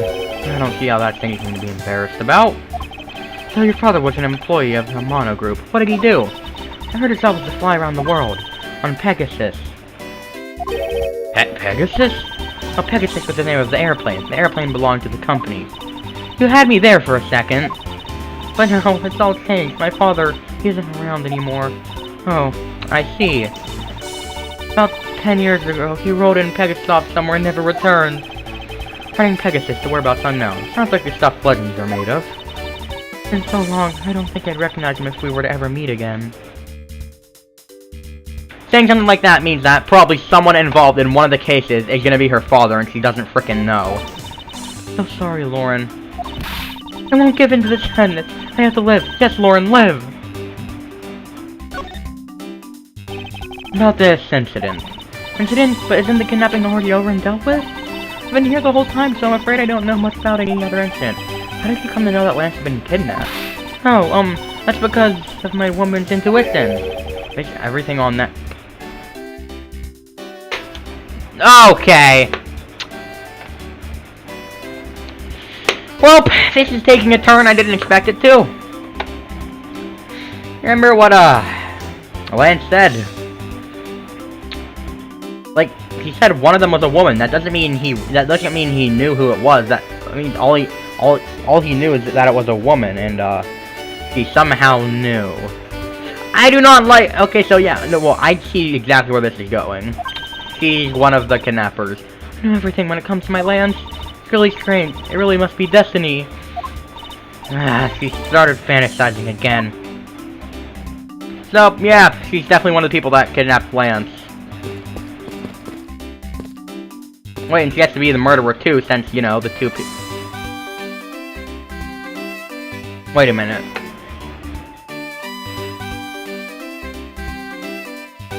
Okay, this is gonna be really weird, because if she was the kidnapper, and that means also the butler was too, then that means, because they were allegedly wearing a costume, then that means they were just both kidnapping someone they could have talked to already, so I don't see what was going on. Like, they asked for ransom, so what were they getting the ransom for?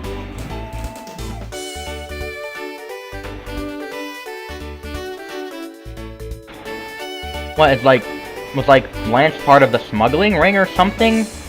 I have no idea where this is going, except for the fact that I kinda do at the same time. Like I said, you have to take every possibility, and then from that, you can do that, because I just thought, I mean, it's possible that she could, that she could be it, and then, like, I knew it's not likely, but then as soon as she said she just knew, I was like, wait, she just knew. You would know if you knew it, and then... Also, there is proof that one of them is there's testimony that one of them was a woman, and then I just connected those in my mind, kind of like with the logic thing, and then it was just, well then, okay. It was nothing. I'm still in shock over what happened to Oliver, but I have to say I'm relieved that Lance is alright. Oh, that's right. I'm much forget to pass this on to Lance as soon as the police are finished with him. A letter? The way Lance is being chased after by a woman reminds me of someone I know. I almost can't believe he received yet another love letter, you know? Here, take a look for yourself. Isn't this a breach of confidentiality? May it comes to you again? Oh, hey, let me see. That's really weird. From a loan company, tender lender. Looks more like some bill to me. Viola Cavid. I knew that person looked like frickin' Furio Tiger. He has to be related to him because he's part of tender lender for and Viola Kadarvi was part. I mean, yeah, Viola Kadarvi was so yeah. This is something that happened in the third game. Wait a minute.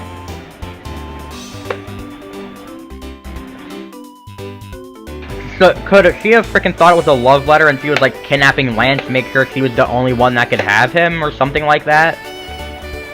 Because that could make sense. Like she saw that, thought frickin' like it was a love letter and not like a loan thing, and then frickin' and then okay, yeah, that would make sense. But yeah, Viola Kadarvi, what's the joke is frickin'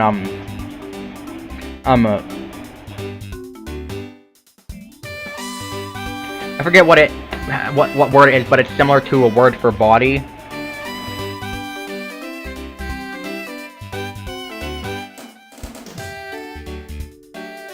Oh, cadaver, right?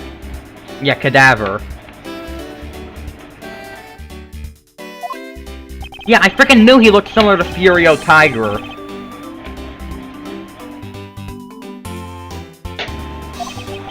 My duty to figure out who this other person is. I believe there's one location that might hold a clue or two.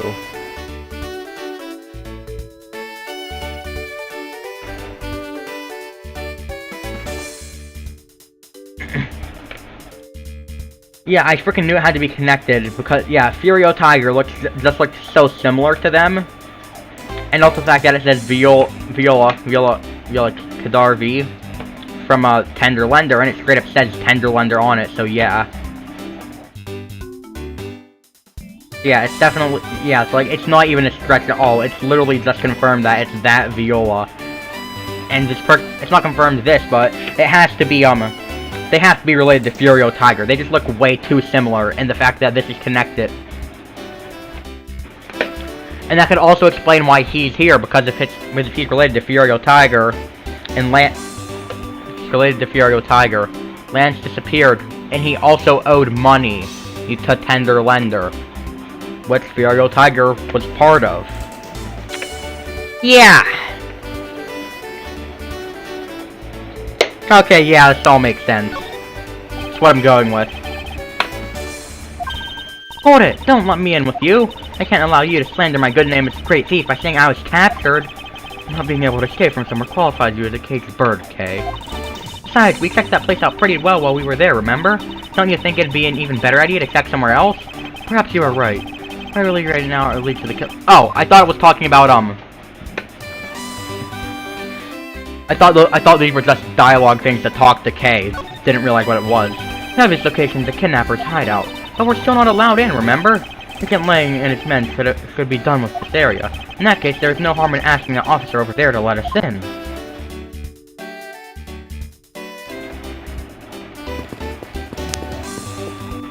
I think I know where it, like, yeah.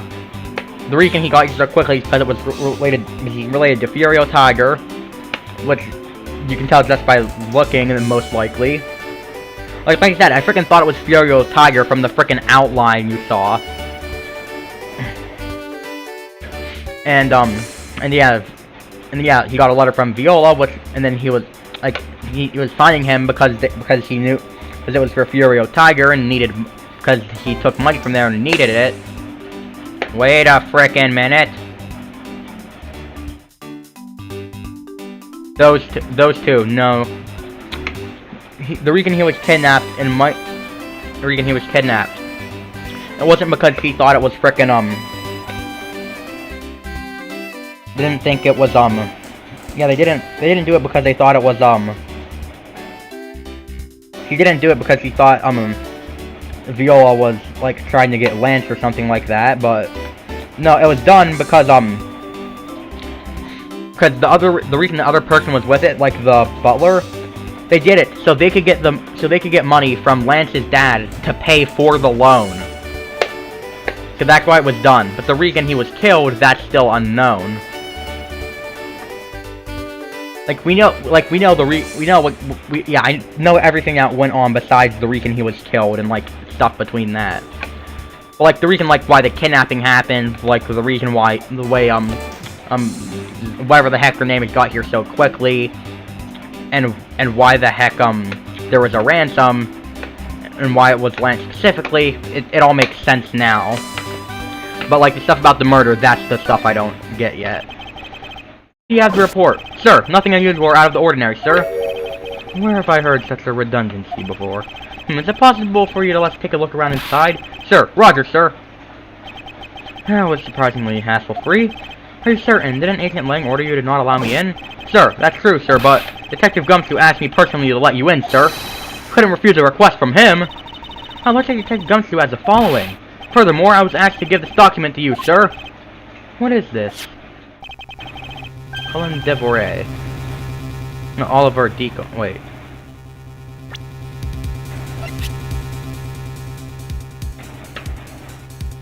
Okay.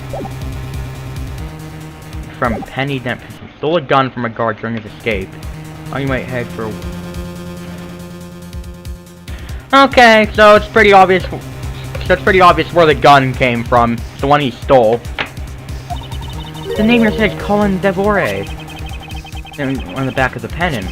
Appears that Colin Devoret was his real name. What's this? Convicted in a case 10 years ago and sent to prison.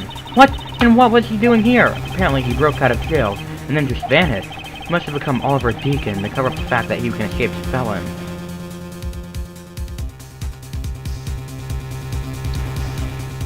Yeah, so the... Okay, so yeah, like, so maybe, like, she knew that he was like an escaped felon, and like she used that, and like that's how he agreed to the plan to like get Lance kidnapped to get the ransom to pay for the loan, because that would make sense, but that's not something I'm certain about. The other stuff I said I am certain about, though.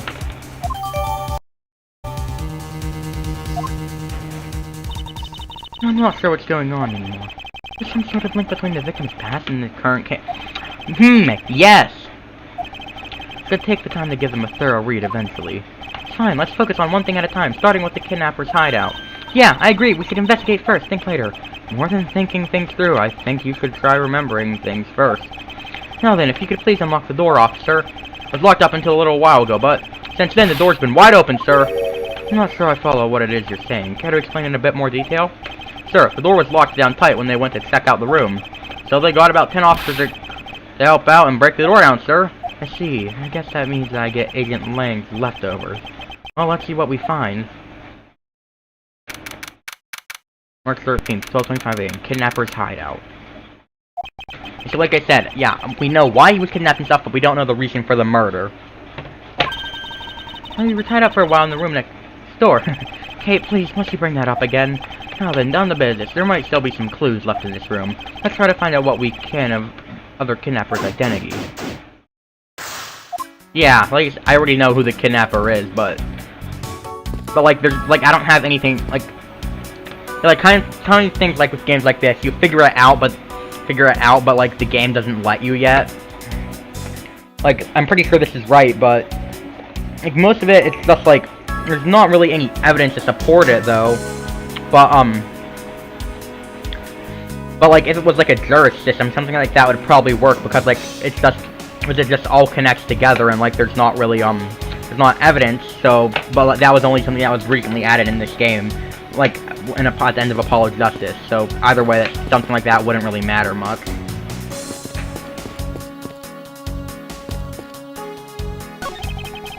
door's broken thanks to the police who forced it open. Yeah, I know, you say that every time I check something. Well, it's obvious how they locked it. Looks like a sword. A broken sword. Strange, why would it be broken like that? Because it was frickin' used to keep the door locked. That's true. Alright, then let's think about it in this way. Maybe it broke when someone was trying to use it for, or do something. Hypotheticals aren't going to get us anywhere. Perhaps think more on this later. But like, yeah, see, you can see this broken too, so like, they were like, together to like, it was there to keep it locked. Okay, OBS just disconnected. It should be back now. Then the lock itself could have been completely wrecked. Well, not if it was locked using the sword.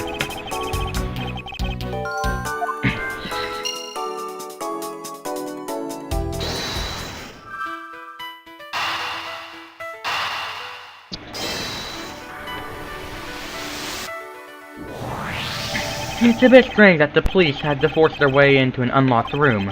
One look at the pristine door, and anyone can see that it was not in use at the time. Yeah, it was more like forced lock, like kind of like how if you got one of those doors with a handle and like you put a chair next to it so it couldn't turn.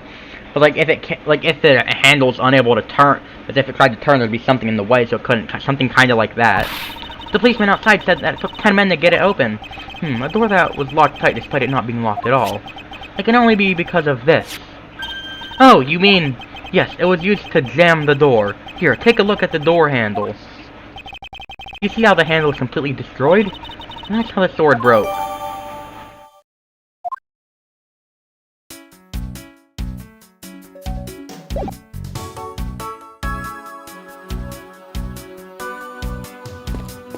Can we check down here? Probably not.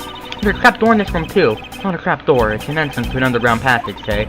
I know that. The door leading to the outside world was locked. So Lance must have escaped his prison through here. Look out, Mr. Edgeworth!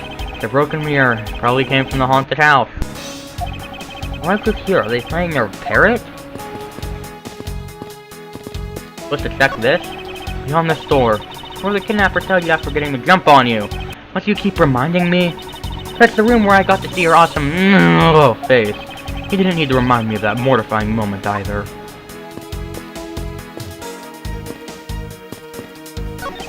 This is the where they dispose of old and worn-out costumes. That's so sad. It would seem that they throw the costumes away in pieces.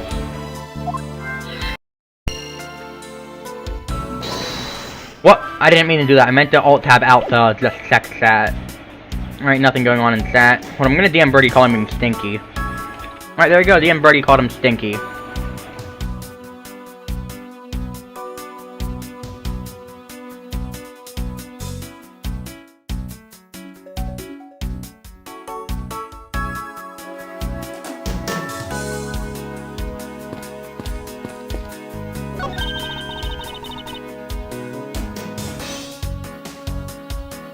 I'm gonna piss inside of Brody's food. No, I wasn't trying to check that.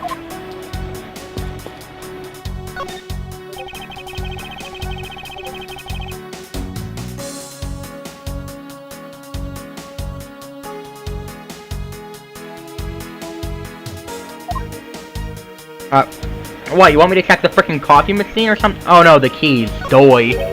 I wonder what this key is to. You got me. It reminds me of the key we found in the other room. That's it! That must be the key for one of those trap doors. That wasn't a trap door, you only call it one because you quite literally jumped into it. Hey, but isn't that what you're supposed to do when you see one? I am not having this conversation with you. Cheap styrofoam cups. Looks like only 3 cups were used.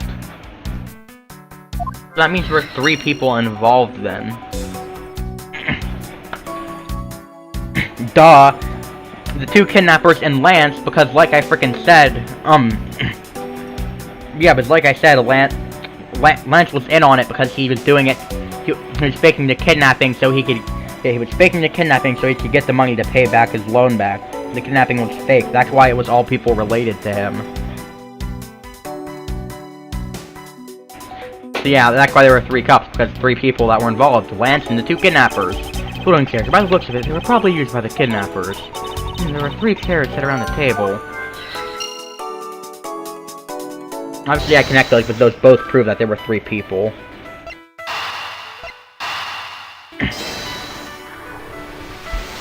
So yeah, like I'm saying, Lance was in on it. The kidnapping was fake. Kind of like the case with, Terry Falls. Well, obviously, yeah, Terry Falls. F-A-L-L-S, but that's not how you spell it. The joke is that Terry Falls, and there's F-A-W-L-E-S, but that's the joke in it. Anyway, a common denominator between the cups and the floating chairs is the number 3. Speaking of which, the number of missing costumes is also 3. Wait, but I thought there were only 2 kidnappers. Indeed, something isn't adding up, literally. Possible there was a 3rd kidnapper that Lance didn't see? No, Lance was in on it. I thought that we might uncover the true identity of the kidnappers, but instead we've only uncovered more questions that need to be answered. Ah! What is it? Well, Mr. Edgeworth, am I correct? What are you doing suddenly popping out of the secret entrance like that? It's the underground passage used by staff members, sir. Let me guess, Kay's gonna take a picture right now. We badgers also make use of it in our duties. Look, why don't you get out of there first and then we'll talk, okay? I beg your pardon, miss. I freaking knew it. Yeah, like I'm saying, it's gonna have the item you get. It's gonna have something to do with the goddamn case. What are you getting all excited about? Did you forget the photo rally? Duh. See, look, now all I have to do is get a picture of the bad badger, and I'm done. Ah, yes, I vaguely recall a contest or something of that sort.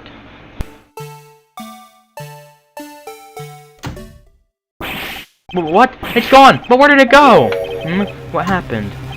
What's wrong? The bad badger costume is missing, sir. Oh, is that all? Well, it's missing because the kidnappers stole it.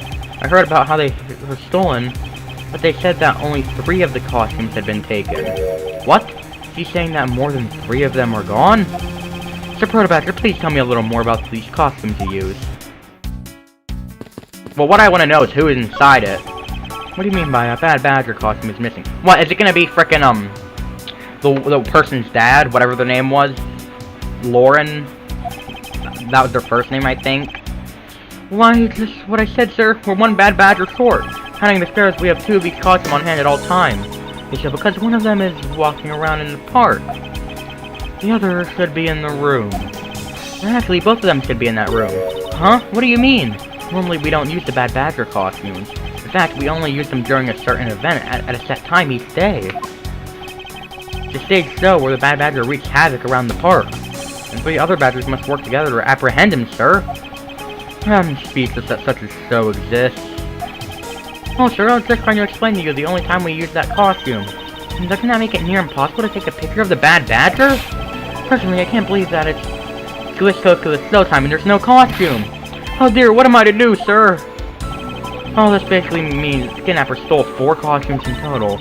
Are you saying that there are 4 kidnappers? No, I don't think that's very likely. Oh? Recall the costumes for a minute? The stolen ones, you mean?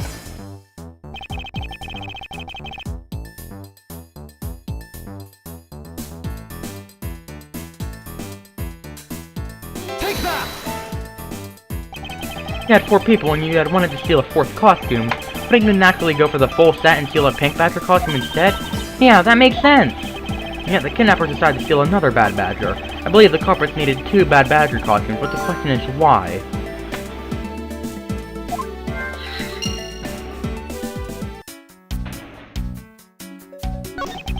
I was wondering if you don't mind. Sir Protobadger, how did you know my name? You're pretty famous, sir. I wouldn't think that most people would know who you are. Famous? Me? Absolutely, sir. You're always very active in the community, I hear. Well, I didn't know you were such a celebrity, Mr. Edgeworth. I feel like I've met this person before. Maybe it's just my imagination? What, is it frickin' Phoenix or something? We better find out who it is later on, otherwise I'm gonna be disappointed. But I swear, if it's Phoenix, I'm gonna snap my own neck if it ends up being Phoenix. Oh, I didn't mean to do that. I meant to alt-tab to check chat.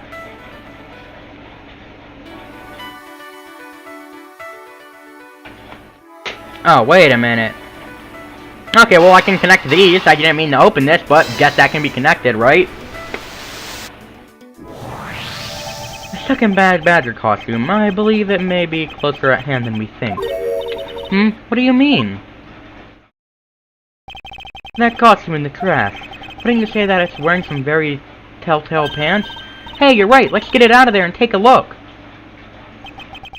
As I suspected, it's a bad badger costume. Well, minus the head. I won't rush until I've inspected every space looking at the Okay. Look, your mom.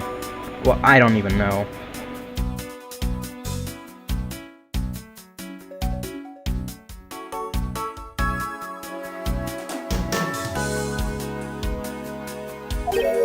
It looks more like something was ripped off of it.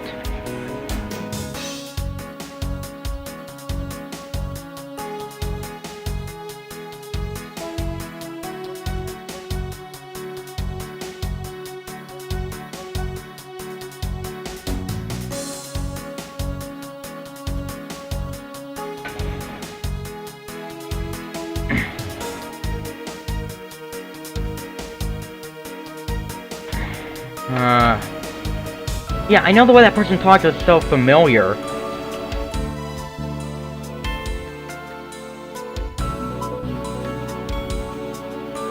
If I'm able to talk to them again, I think I might figure it out.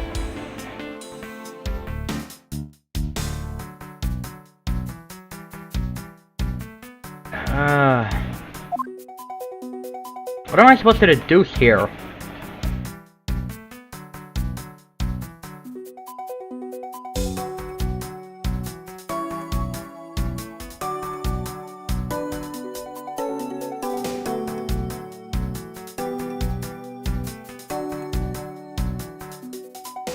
Oh.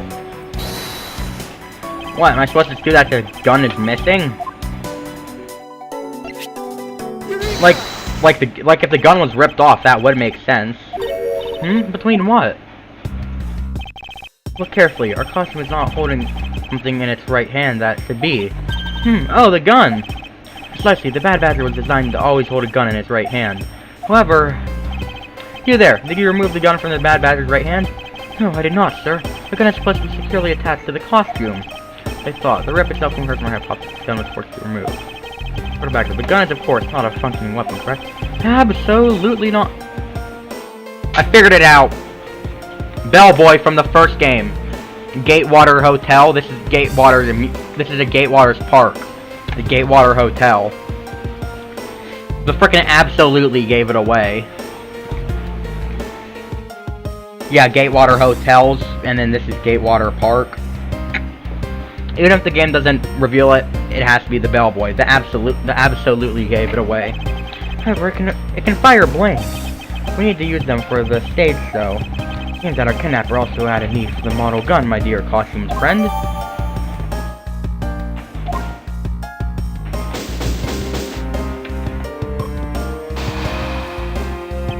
I think we're about done with this room. So what's next? Well, we found a few answers, but there are still a few things left that we have to ask a certain person about. Let's go, Kay.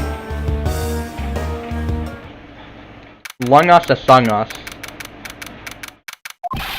Mr. Edgeworth, sir! You gotta hurry, sir. Come on! What is it, detective? I found a blue badger costume down in front of the main gate, sir. What? Isn't that what one of the kidnappers was wearing? Bingo, that's why you gotta come to the main gate with me right now. If we hurry, we still might be able to get there before Wolf Boy does, sir. Alright, let's make haste to the main gate.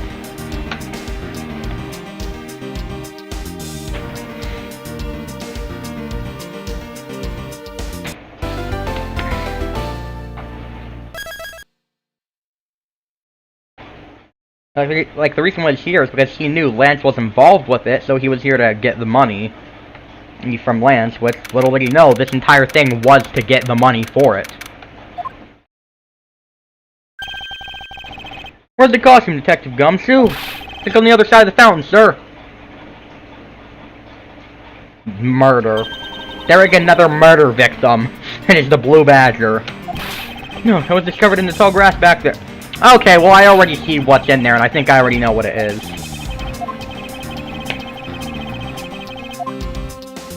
It's another one of those horse things, right? What do we have here? Oh, no. Oh, Pegasus. It goes to the horse, but it's Pegasus? Well, Pegasus was the name of the plane, right? But wasn't... Okay. the butler is that girl's father. I was saying her frickin' father was gonna be involved with this somehow. Yeah, that butler was the girl's father because the airplane was called Pegasus, and, well, this goes to the horse, and it's a Pegasus. And hey, this pretty baby's made of platinum silver, too. Another pendant on top of the one we found on Mr. Deacon. It's possible that these two... Hold it right there! Hands off, Mr. Prosecutor. You sure know how to cross the line, don't you? Ugh!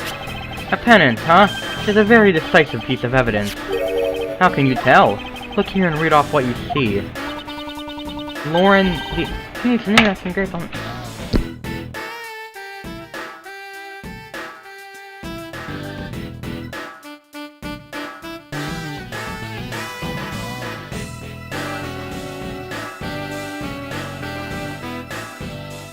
Hold on, I have to do something real quick.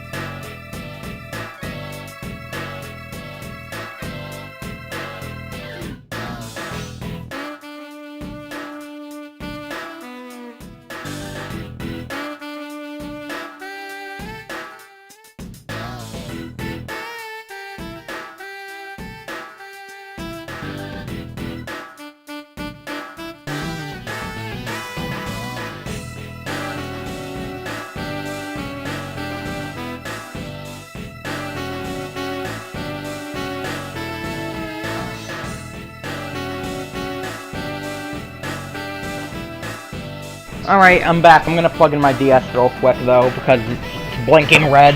I don't want that to die. And I'm not playing this on a DS, I'm just saying, like, I've been using my DS, and I don't want it to die right now. Alright, plug that in, back to the game. Obviously, it freaking connects to the other one. Hi. Aha, we have you now, Miss Kidnapper. No, you don't understand. Hi. Lolly, I can't believe you were one of the kidnappers. Lance. You're kidding! Mr. Pops was one of the kidnappers? Yes. It was me. I held Lance hostage. Miss Pops is one of the kidnappers.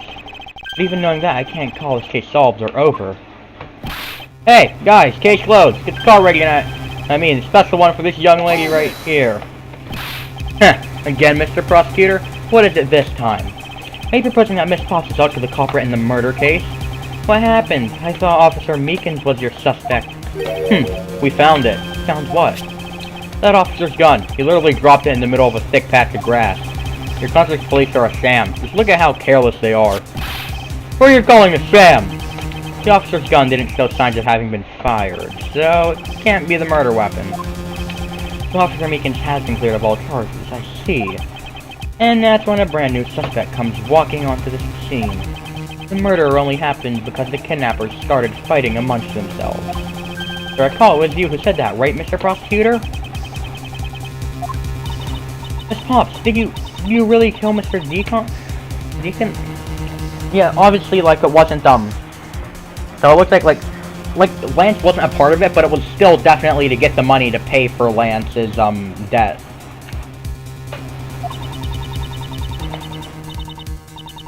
Yes, I just killed him. I can't believe it. Thanks for the confession. Agent Lang, it's much too early to declare this case closed. Look at you, so sure of yourself. You've got the culprit's own confession and some very incriminating evidence. What more could you ask for? Miss Lauren Potts? Yes? I want to hear it from you. Tell me your side of all that happened, from the kidnapping to the murder. But why? I'm a kidnapper. I'm the killer. Isn't that enough? It's fine if you're the one behind everything, but only if that is the truth. Now then, will you tell us the truth? Or is there some reason why you can't? I've had to change his heart. I think I'd enjoy seeing you sulk away at the losing muck. Alright, you heard me. Let's hear about all the evil deeds you committed today.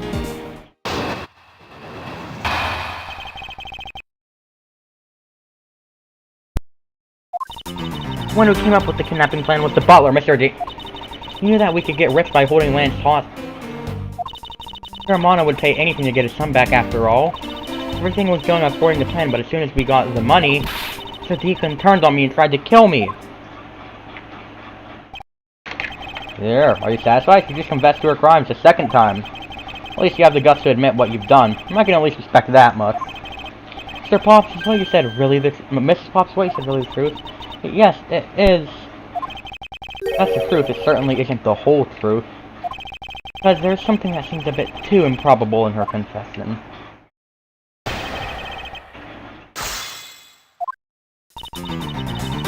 Yeah, I know why they were getting the money. It was to frickin' pay for his debt. I'm not a dingus. Well, I am, but not a total dingus.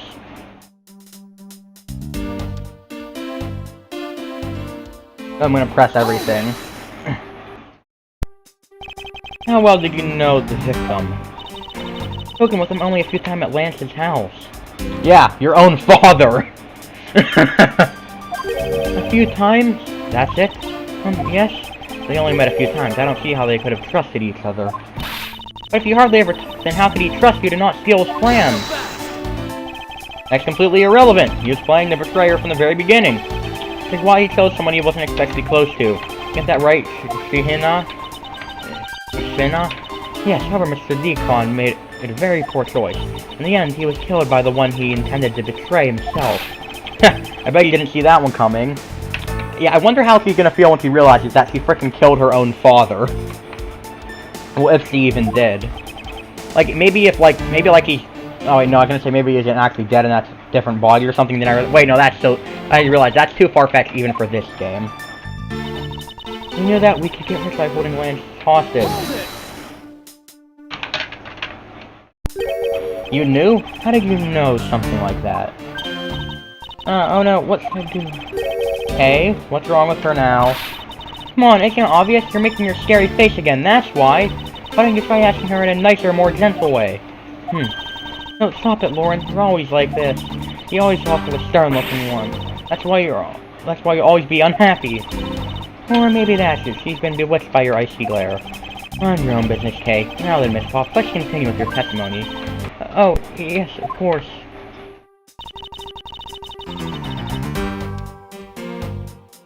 Hold it! Why do you believe that? Wait, what was her last name again?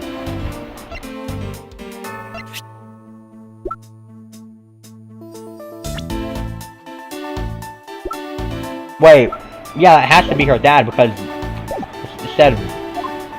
It can't be this because it said Lauren D on it, and yeah.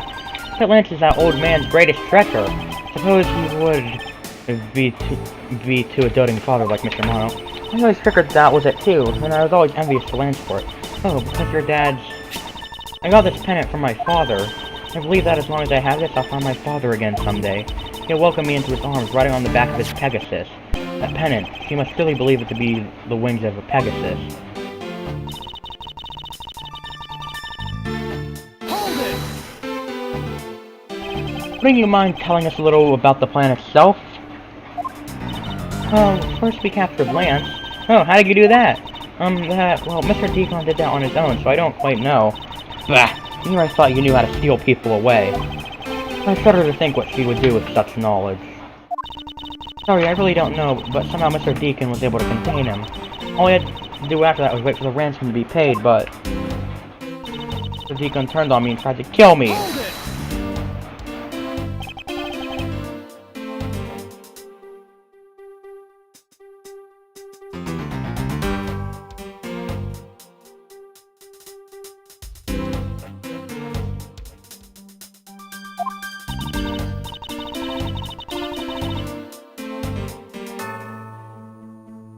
No idea, but maybe he had planned on doing so from the very beginning. Miss Pops?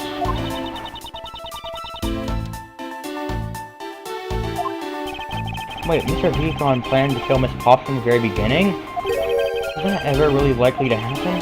What should I do? Should I raise an objection? Yeah.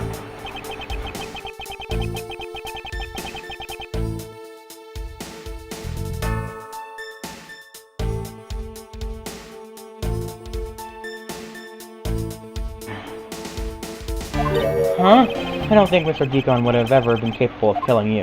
But why? We're total strangers. It's not uncommon for people to kill each other over money. Miss Pops, you really are clueless, aren't you? What do you mean?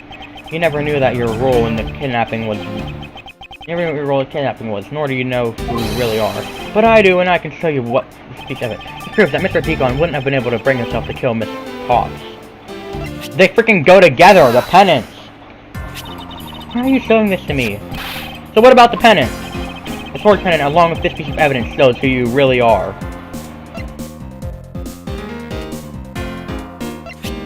Take that! Does that really have anything to do with the penance? What the heck? Of course not! Oh, I have to show her part. I have to show her part, too. Thought it was gonna be like, because like Lauren D and it shows D. Okay. These two pennants resemble each other, wouldn't you agree? Hey, you're right, they're the same color and they're even made of the same material. I believe that these two pennants are actually one. Huh? Shall we give it a try? Wow, it's totally Pegasus. But why? Why does my pennant match up with Mr. Deacon's? You're a smart lady. I'm sure you can imagine why that might be. Well, no, that can't be! The two make a set. Just another trinket. It's not as though this changes anything. Lack imagination, Agent Lang. Very well, I'll show you this evidence. This is the piece of evidence that gives meaning to the Pegasus pendant. Now I show this, right? Oliver Deacon was just an alias for this man. His real name was Colin Devore. The name that's X on the horse pendant. What? An alias? I suppose he had to hide the fact that he was a felon in order to live. And it makes sense given what is written in Mr. Devore's dossier. But what I really wanted to find out was this.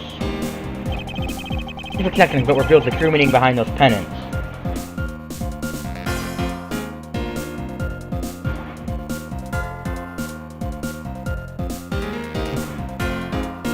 Take that! Mr. Devore had one daughter, and her name is Lauren Pops. That's a lie! That person was not my father! He couldn't come out and tell you he was your father because he was in hiding. However, I believe he was trying to secretly watch over you. You still believe that a man like that could kill the daughter he was separated from? Or even that such a man would even allow his daughter to get involved in a kidnapping plot? And what is so funny, Agent Lang? You're good at making things up in your head and deciding it's the truth, aren't you? What are you trying to say? Your thinking is much too innocent. After all, I've thought of another possibility. Is that so? Well, let's hear it.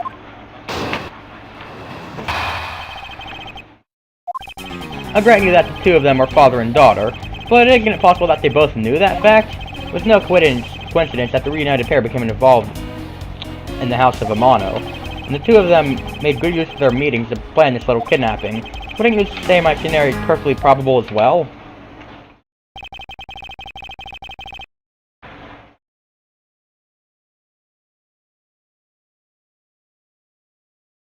So this is his version of how things might have happened. You don't have any proof that either one didn't know of their true relationship, right?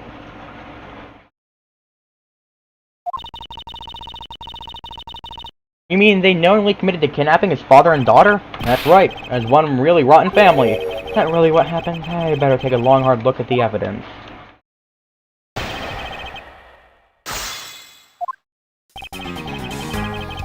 Father and daughter?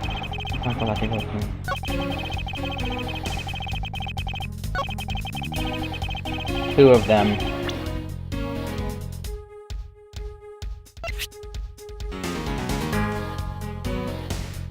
This, right? I'm pretty sure. Okay, yep. This kidnapping wasn't planned by just 2 people alone. And what kind of proof do you have of that? Quite simply, there was 3 kidnappers. 3?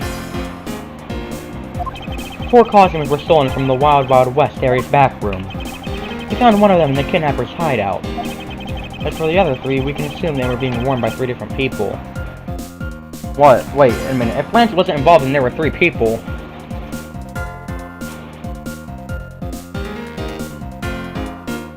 Huh.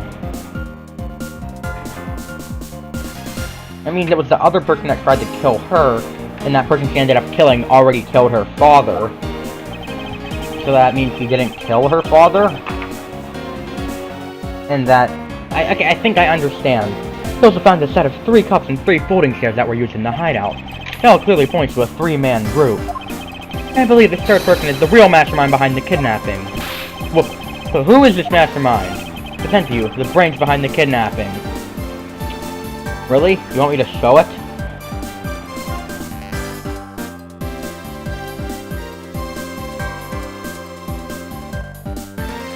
Come on, it has to be Lance, right? This is what I've been... Like, everything I was saying, maybe not, but maybe it is still him. Is it? Like, that's the only thing I can think of, right? Okay, I'll take that as a yes. Lance a mono! Yes, this abduction was in fact schemed up by Lance himself. Recall what he said when he appeared before us. You see the faces of your kidnappers? So the reason he was wounded is because is actually because he was shot by Lauren. However, there were 3 kidnappers. One is in which direct contradiction to what he said. But I know I only saw 2 people.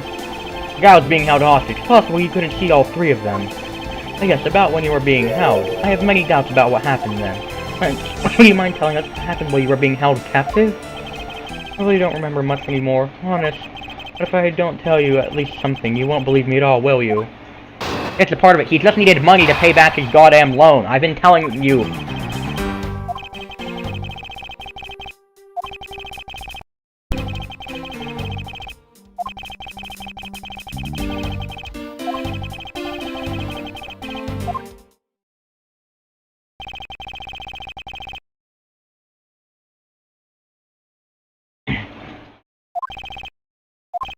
Are you okay? Sorry, I really didn't want to recall that horrible ordeal, but now you believe me, right? No, not quite yet. How can you not? Why do you look at me with icy daggers in your eyes? Because you're the prosecutor and because they're all like that. Well, have you know, Agent Lang, a prosecutor's eyes are for discerning the truth. And could they be interpreted to be cruel at times, then so be it. There's a sticking point in Lance's testimony. Let's see what offers when I push a little. Alright, so I'm assuming I don't have to push everything. I was kidnapped yesterday morning. Okay, that's not important. You had me stuck in that room blindfolded the entire time. Okay, not that important. Suddenly disappeared around the time I heard rain falling. And were cuffed, but it was a stroke of luck that they left me alone. They made my escape and ran away from that room.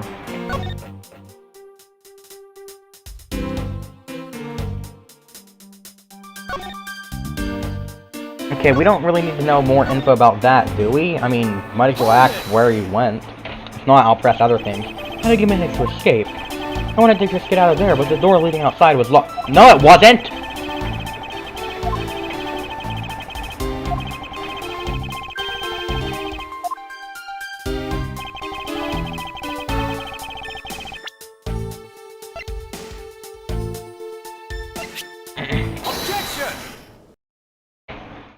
You say that the door leading out was locked, but was it really? We're talking about that room behind the saloon front, right? Look, I heard that it took quite a few men to get that thing open, right, Shihana? Yes, that's correct. Then take a look at this! What is that, a sword? It's not expectedly reliable when it's broken like that. Allow me to start from the end. My conclusion is that the door was never locked, but simply held shut by the sword which was used to jam the handle. Lance, even though your hands were cuffed together, you could still use them. If that's the case, then why did you not just simply remove the sword and escape? Why didn't I? I was disoriented. Yes, that's it. I didn't notice it. As if I could accept such a bold-faced lie. You locked yourself in that room because you had to make yourself look like the victim. but you did not in fact possess the key to the door. That is why you used the prop sword to improvise and create a prison of your very own. You've been making this guy out to be one of the kidnappers for some time now. I wonder if you've forgotten something very important along the way. And what would that be? A motive! What else? Do you honestly think that a people like him would have hatched up a completely pointless scheme such as kidnapping himself? I have a motive. This proves that Lance did indeed have a motive to commit this crime. Take that! To put it simply, Lance has a very urgent need for money. This is hardly your typical love letter. It is, in fact, a collections bill. It appears our upstanding boy has accumulated quite a debt. Isn't that right, Lance? Looks like it's hard being the son of a rich man, too. Must be rough when you have to resort to stealing from your own old man, huh? Alright, I give up. I abducted myself. Lance! It's over, Lolly. In this life, we really are bound to our fates after all. All I wanted was to go with you to a new town, somewhere where no one would know us. I wanted us to be well off with that 1 million, but now, that dream is over. Lance, you are giving yourself up? Yes, I had a plan to run away from this world with my Lolly. Oliver even helped us with the plan, but then he had to go and stab us in the back. He turned on you? Maybe he didn't want to split the ransom money, that's my guess. That happened almost right after you made the drop-off. When we were alone, he attacked me all of a sudden. After a brief struggle, I was able to contain him and keep him under control. He left him inside that room and Lolly and I made our escape. We wore different costumes and split up. Lolly left first in the blue badger costume.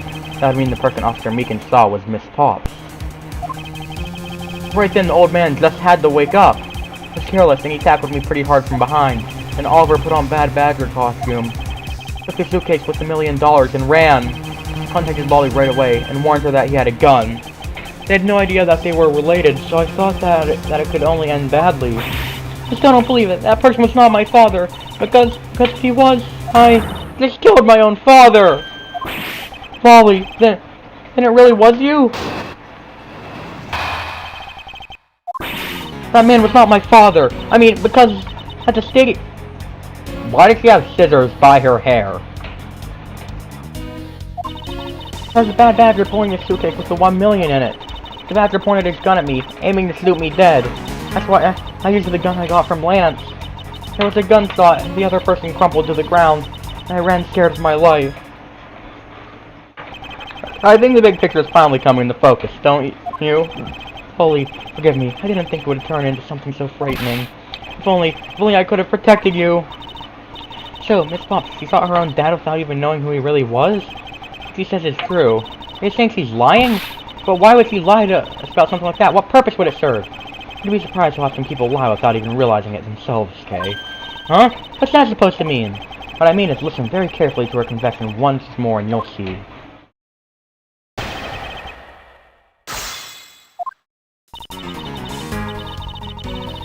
Hold it! Please, calm down and let's slowly talk this through. All you have to do is simply tell us what happened at the stadium. Leave it to us to search out the truth. Can you do that for me? Alright, so at the stadium... There was a bad badger pulling the suitcase with the 1 million in it. That was the ransom money, wasn't it? Yes, that's how I was able to identify Mr. Deacon almost immediately. It's all thanks to what Lance told me. And what did he tell you? Well, he called me on my cell phone and told me that Mr. Deacon had betrayed us and run off with the ransom money. And about how he had a gun. That badger pointed his gun at me, aiming to shoot me dead. Were you able to clearly see the gun? Yes, I got a very good look at it while it was pointed at me. Oh, Father, why would you try to shoot me? You really think a father would shoot his own daughter, Mr. Edgeworth? I don't know. I don't want to believe it myself. But it's true, my father's left arm...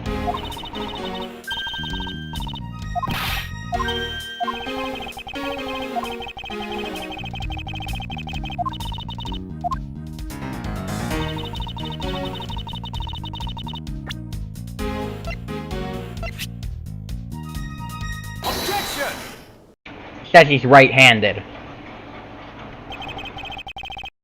I have here a dossier on your father. According to this, your father was right-handed. Then, the person pointing a gun at you from atop the stage was not Mr. Deacon. Hang on there, Mr. Prosecutor. I think you need to take a refresher course. That Badger has a model gun attached to his right hand. This is why the only hand he could have held the real gun with was his left. Isn't it possible that it went down like that? Second Lang, were you paying attention to what Miss Pops was saying? And again, I suppose I can't expect someone who has never set foot in court to cast it. Enough with the smugness. Out with it already. Miss Pops told us earlier. There's a Bad Badger pulling the suitcase with $1 million in it. According to you, the Bad Badger had the gun in his left hand. It could mean that he was pulling the suitcase with his right hand. Is that correct, Miss Pops? Yes, exactly. I'm sure it was the Bad Badger. It had those huge sunglasses on. But if that's the case, even I can see there's a huge contradiction. Yes, Miss Pops claims to have seen the Bad Badger. Yet the Bad Badger has both of his hands full. These two pieces of information contradict each other, so one must be wrong.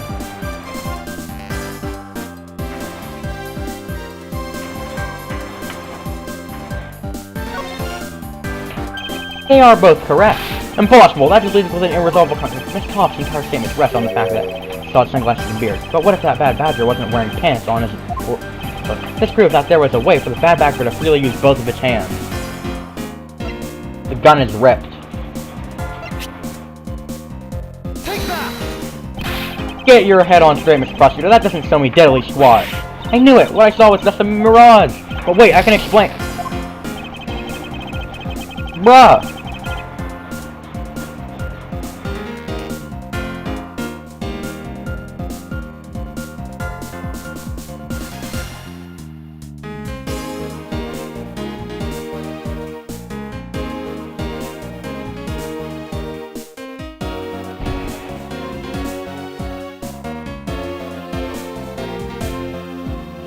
Yeah, did Lance actually kill the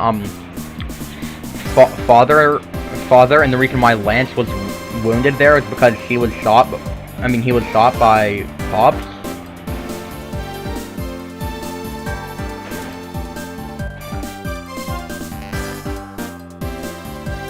Right.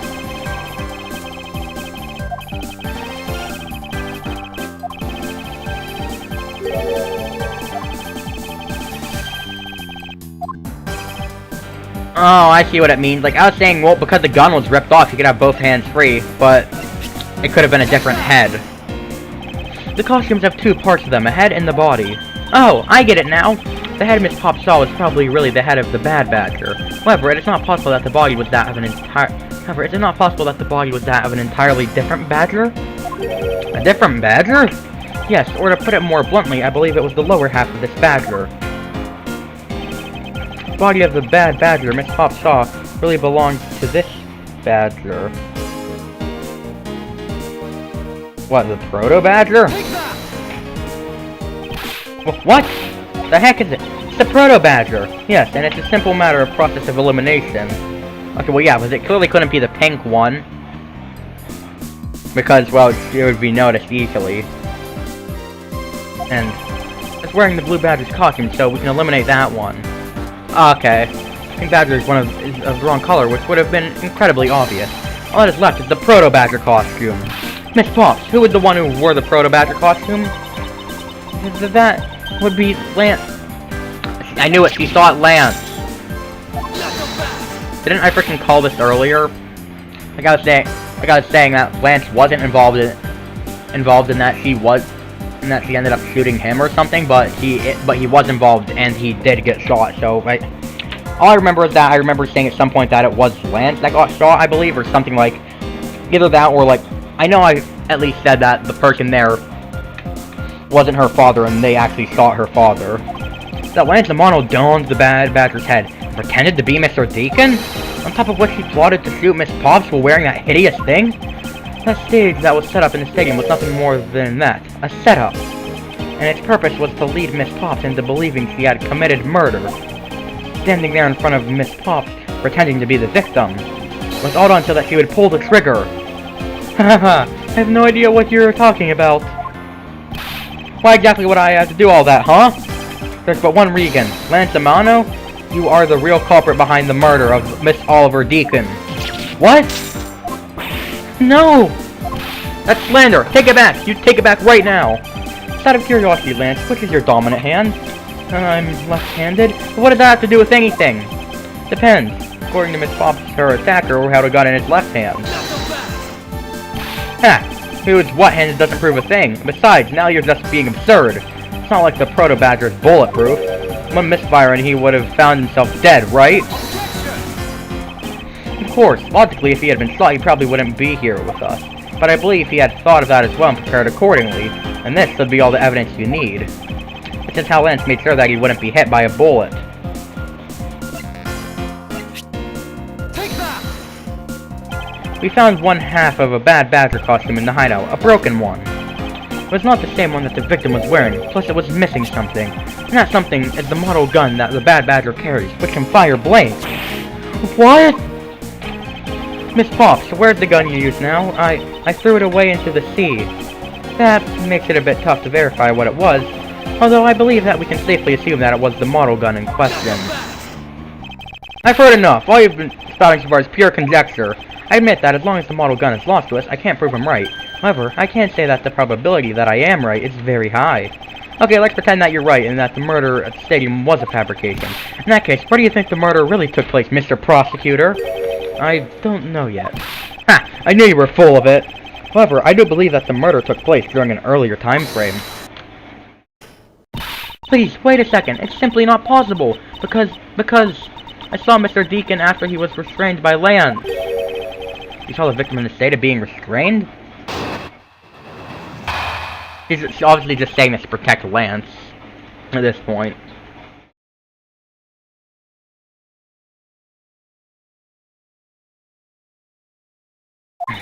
Came back to the hideout long after the other two.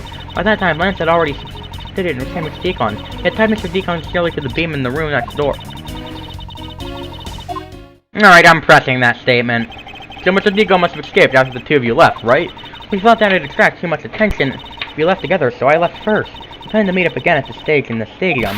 But then, as I was walking through the park, I got a call from Lance on my cell phone. Oliver managed to escape. It looked like he was waiting until I was alone. He also stole the gun from me at that time. Wait.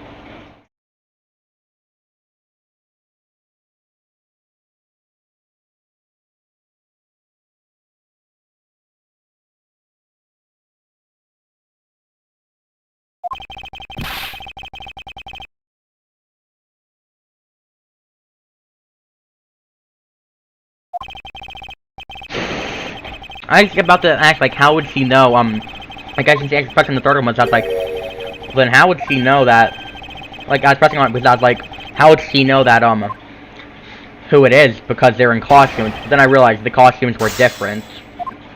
Yeah, the costumes were different, so she could have known, so, yeah, she could have told who it was by the different costumes, but I'll check it just to make sure. Wait. Wait, what one did I even say I was going to? Screw it, I'll just, wait a minute. Yeah, I tried to... No?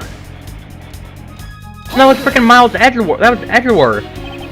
You're sure that is what Mr. Deacon thought you saw? Yes, I'm certain of what I saw. You go into the other room to check. And said that it was best if I didn't get too close to him. Lance, you're such a kind soul. Then already told me that you did not confirm that it was Mr. Deacon for yourself. I checked through the slit in the door that separates the two rooms. He had a Bad Badger's head on, so I'm absolutely sure. This had to be Mr. Deacon. You saw a Bad Badger's head? Well, there's one in that room! Hold it!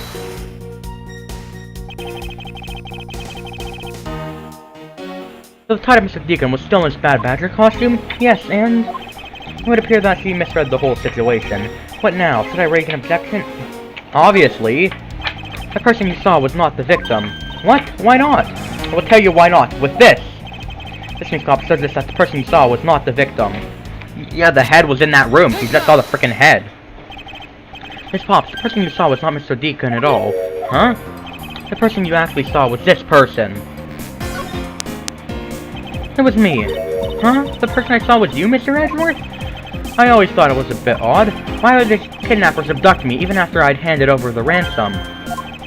It's not as though I saw the face of the kidnappers. If I were them, I would have taken $1 million and ran. But in the end, there was a point to it all. It would make me look like Mr. Deacon.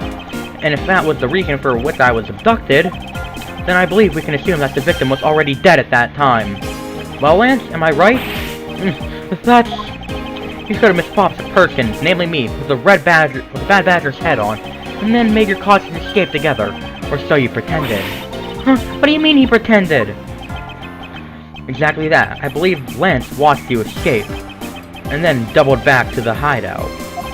Probably to come and remove the bad badger head from my unconscious self. And create his fake prison with the prop sword, he then escaped via the passageway. Hold your tongue, boy! Don't get caught up in that tidal wave of words coming out of Mr. Prosecutor's mouth. Tidal wave? We've heard a lot come out of it, but I've yet seen a shred of evidence. The victim's betrayal and his subsequent detainment. All of that could have happened while you were out cold. That's right, you were out for quite a while, Mr. Prosecutor. How would he know? Even if that were the case, Miss Pops would still have seen me tied to that beam. I was scared of Mr. Deacon, so I didn't go into the next room. I really had no idea if you were in there or not, Mr. Edgeworth. You see, it would seem that you can't prove a thing. Ugh. Who said that? Please, wait. Sermano. Oh, Miles, my boy. Looks like you're really giving it to your all. And Lance, it's not good to cause trouble for others. Dad? Let's see, you're the one in charge of the investigation, correct? Yeah, that's right. I'm sorry that my son has been nothing but trouble. Probably won't make up for anything, but I have some evidence for you. Oh, do you now? Is that what I think it is? It's the bad badger costume the victim was wearing, and the gun! I couldn't wait around for the police, so I went and found these myself. Feared that they were disposed of in the sea. Is there no one in this country who actually obeys the laws? There. Now... Higgin Lang, please calm down. What the heck is that scrap of paper? It appears to be a letter from the chief of police. Please allow Miss Amano complete freedom to do as he sees fit, it says. What? The chief of police? What the? Because who does he think he is? The person who wields the highest authority in this area. Oh, there now. There's no need to be so upset. I'm not a cop from this land, so I'm not bound by the laws of your country. Now. This wasn't meant to strong-arm you into anything, it's just a request. I'm only asking that you please respect the laws of the land.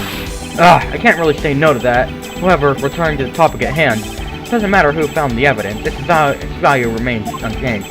Alright, now let's take a look at this new evidence. I've already got the results back. I had special forensic research lab on that. I'm good on test. To verify that the blood on this costume belonged to Oliver. As for the gun, the only fingerprints they could find were yours, Lauren. Well, what?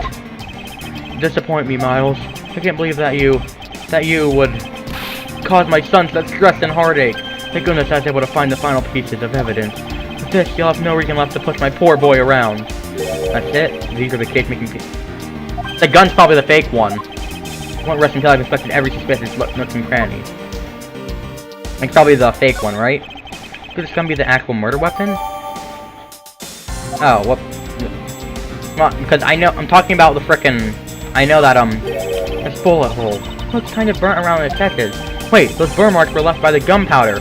This is most important. That means it was shot at point blank. What's that? Because it's proof that the victim was shot at point blank range. Yep.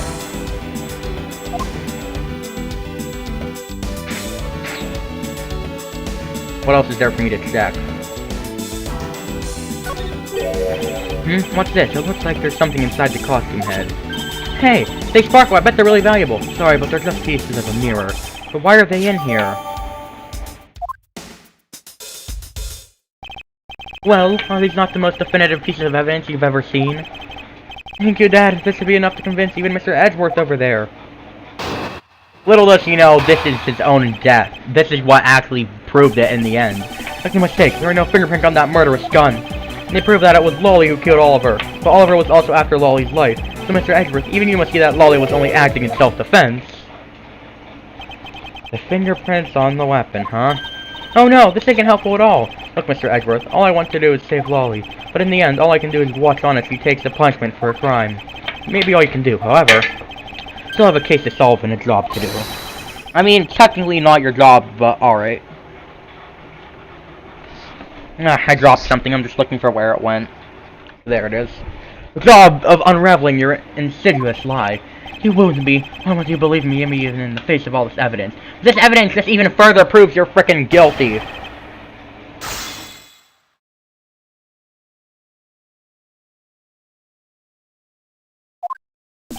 Make no mistake, there are fingerprints on that murderous weapon. Okay, press. Those fingerprints, are you sure they belong to Miss Pops? There's no mistake about it. From my connections, I had the best forensic techniques money can perform. Find that to be a bit peculiar. What, are you trying to pick an argument with me? What should I do? Should I raise an objection? Yeah? I don't believe that Miss Pop's prints should be on that gun to begin with. He was in a frickin' costume! Of course there would be no frickin'... What do I present to show that she was in a costume? The stolen costumes?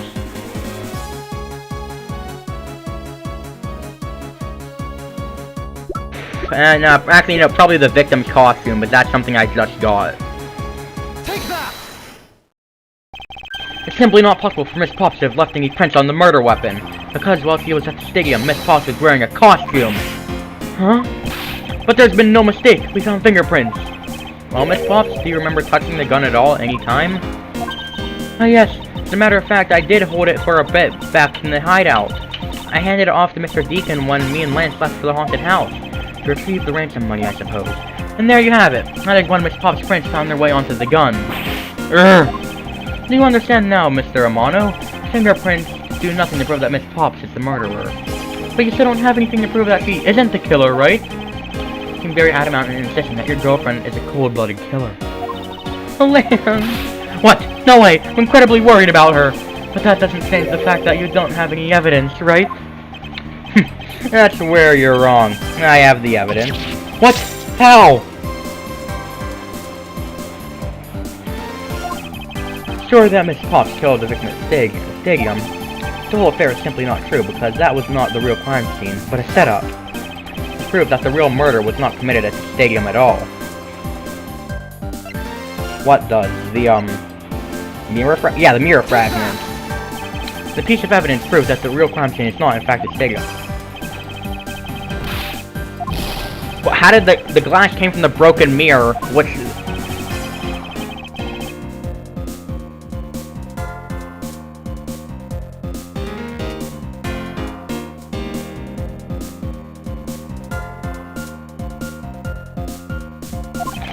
how did the glass get in there, though, if he was...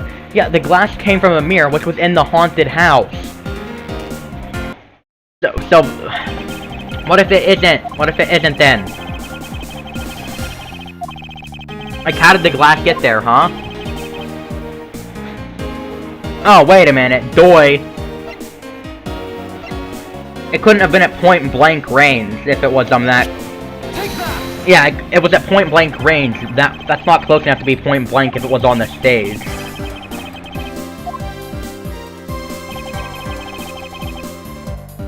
Yeah, he couldn't have been shot at point... He was shot at point-blank. The burn around the bullet hole was made when the victim was shot at point-blank range. Huh, so then you mean murderer Miss Olbag saw at the stadium was really... Yes, she saw two people, but they were separated by a distance. The victim was indeed shot from below the stage. There couldn't be a gunpowder burn. Arrgh! Look at you, Mr. Smarty Pants Prosecutor. Since you seem to know all the answers, why not tell us where the real crime scene is, then? The haunted house. Then we have to look Mr. Deacon back at the hideout. If that's the case, then the murder must have happened prior to that. The location where Lance and the victim were at just before I was imprisoned was... Yeah, see, look, you can literally see the broken mirror right there. That's where the glass came from. This is what I was trying to say. The glass proved it wasn't there, but the glass got in there from the haunted house.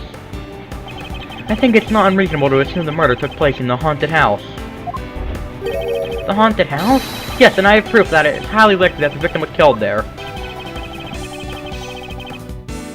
The glass that I tried to show, well, the mirror fragments I tried to show earlier.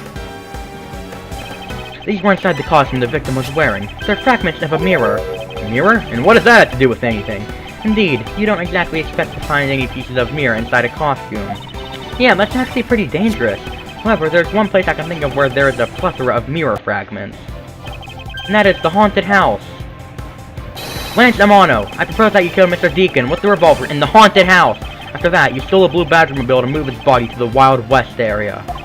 The timing of when the blue Badgermobile was stolen confirms this as a fact. Miles, my boy, say no more! I'm sorry, Mr. Amano, but I cannot do that. Be quiet! Yes, please do something. Stop that boy from speaking any more nonsense. Mr. Amano, correct? I mean you... No, be quiet, Gramps. How dare you! I don't need words. The only thing I require is evidence. Decisive evidence. To call these mirror bits decisive is a bit too presumptuous, Mr. Prosecutor. What? Cena? Wasn't there a mirror in the kidnapper's hideout? Yes, there was a mirror there. Mirror that for the haunted house. You see, isn't it possible the fragments got into the costume there? No. Yeah, see? The probability is very, very low.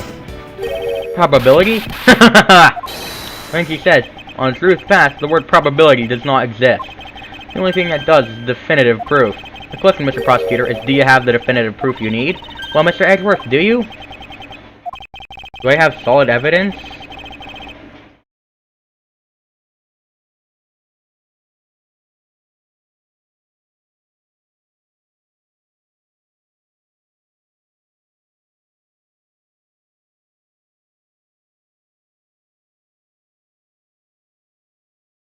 I don't think I do. The answer is no. See, since you don't have any, shut up! I don't have the evidence yet, but... certain the murder occurred around the time I turned the ransom over. At that time, the only people at the haunted house, besides myself, were Lance and Mr. Deacon. And if I can prove that the murder took place at the haunted house, then I can prove Lance's guilt in connection to the murder. What now, Mr. Edgeworth? Agent Lang, I have a special request. Yeah? I'd like to prove you that the scene of the crime was indeed the haunted house. Why in the world are you asking the werewolf for permission? Because I don't really have a choice if I want to find the truth. Alright, permission granted, but you're not to touch a single thing, got it? That won't be a problem. All that is important to me is that the truth be brought to light. It doesn't matter by who or how it's done, as long as it is. Lena! I'm here. Put in the paperwork for the authorization immediately. Understood. I'll go get the Gatewater Group's approval. Well, who was that? Now. Let's hold on for a second. There is no need to obtain approval. Mr. Amano? Agent Lang, if you would please take a look at this. What is this? Gina? It's the deed to the haunted house. The deed? Read it out loud. Waterland Inc. hereby bequests the property known as the haunted house to Mr. Amano for the lump sum of $1 million paid in full to cash. What? As you can see, I am now the legal owner of the haunted house. Are you kidding? When did you... I ran into the owner of the park earlier and we made the deal almost immediately. How quickly things move when you can prepare $1 million in the blink of an eye. That's $1 million you paid? Don't tell me it was... Oh, that's right. That disgusting suitcase belongs to you, does it not? I don't have any more use for it, so you may have it back now. You used the ransom money? My Lance is a good boy. He even apologized for the kidnapping a bit earlier. So, I do believe that I will forgive him after all. He did return the ransom money. That's the way things are, so if you would please discuss things with me from now on. Discuss? What is there to discuss? Why, permission to enter the haunted house, of course. While we were busy listening to Lance's story, Mr. Amano was out there preempting us. Looking to search the haunted house is denied. End of discussion. Agent Lang, I want you to arrest that girl. And Miles, you should hurry on home now, my boy, before I really lose my temper. Mr. Amano definitely has the deck stacked in his favor here. Hold on, just checking something.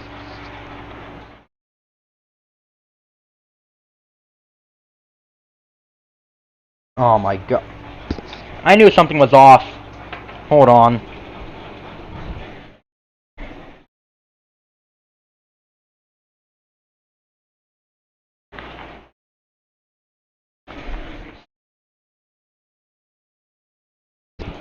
Went to the bathroom earlier and it somehow... I somehow ended up with my pants on backwards even though I never took them off. That was weird. What should I do? If I leave it like this, the truth will be lost forever. Well, we have Kay here for a reason. She steals the truth. So, obviously we just have to use... Obviously, Kay just has to steal some shit, right?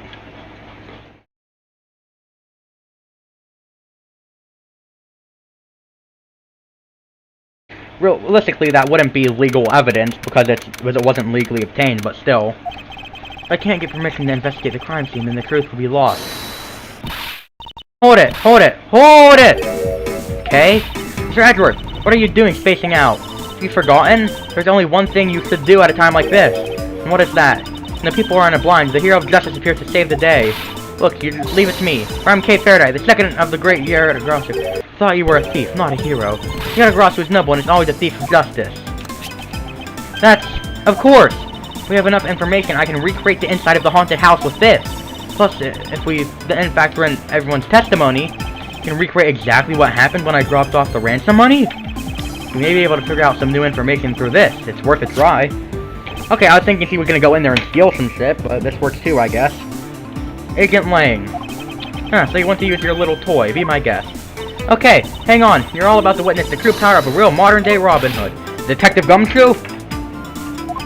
Is there a copy of the haunted house's blueprint among the police reference documents? Yes, sir. We got it just in case we needed it for the kidnapping case.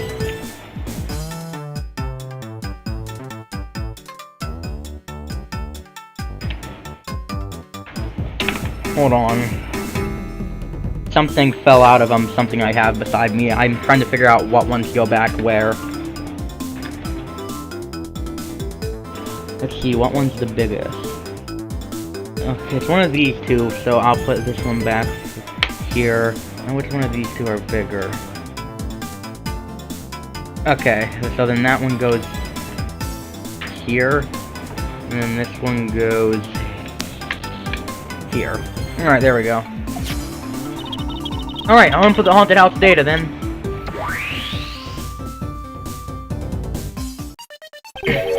What is this? Where are we? It's like we're inside the haunted house. Even if we can't expect the real location itself, the path to the truth slumbers here. If I can successfully navigate my way using logic, I'll ultimately arrive at the truth. Now then, I believe I'm ready to investigate the crime scene. Okay, what should I recreate first? You haven't figured it out yet? Maybe I have, and maybe I haven't, but I'm going to make you do all the hard work. Very well, I'd like to inspect the moment in which I was ambushed by my abductor. The two of them were definitely in this place at that time. If I can verify that, it may provide me with a new lead. I just come out into the hallway after leaving the money inside the dining room. At that time, I saw a badger slumped over in the floor at the end of the hall. Eh? What was the badger doing all the way down there? I also thought it strange. However, I thought that maybe it was simply a mannequin that was set there for that atmosphere. You know which badger it was? No, it was too dark to tell. All I saw was a silhouette. It was Proto-Badger. In that case, I guess I'll program a badger silhouette in for now. Yeah, I know it was Proto-Badger.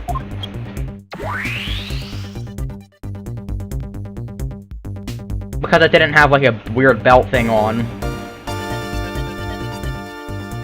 I mean, to be fair, he didn't see that because it was like the close-up from behind him. Then I started walking towards the exit. And that's when you were struck from behind, right? Yes, but that's odd. The hallway is a dead end. Where did your assailant come from? There's only one location I can think of.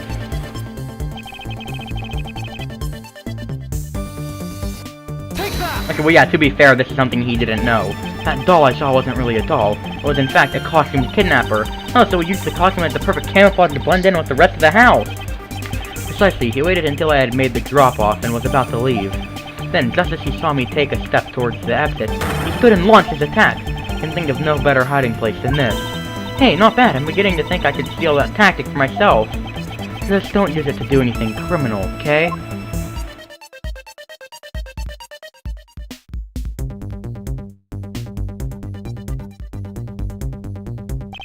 Well, Lance? What are you asking me for? One of the kidnappers, I figured I should give you the chance to confess first. I was one of the kidnappers, but I don't know anything. I did come up to the haunted house, but I never set foot inside. I left Oliver in charge of picking up the ransom money. You didn't set foot inside. Are you telling the truth or is this another lie? Alright, then you're claiming that it was Mr. Deacon who assaulted me? Yes, I'm sure it was him. Okay, inputting the new info now. Mr. Deacon was the Bad Badger, right? The Bad Badger has a gun attached to its right hand. I'll have to change it so the weapon is in its left hand.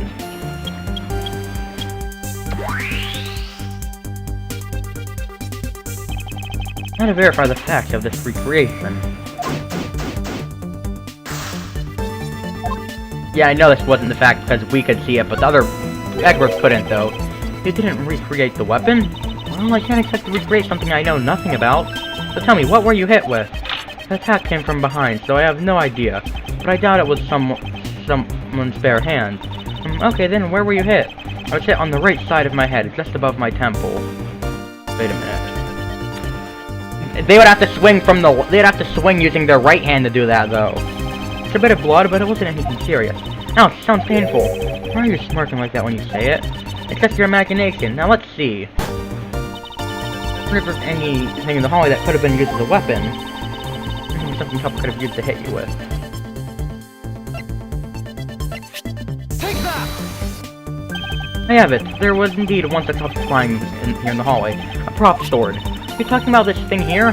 Yes, although we did find it at the kidnapper's hideout. Wait, yes, it's possible that the culprit took it with him after using it on me. Leave no evidence behind, right? Correct. It may not be worth more thorough examination, yeah? So what test do you want to run on this sword?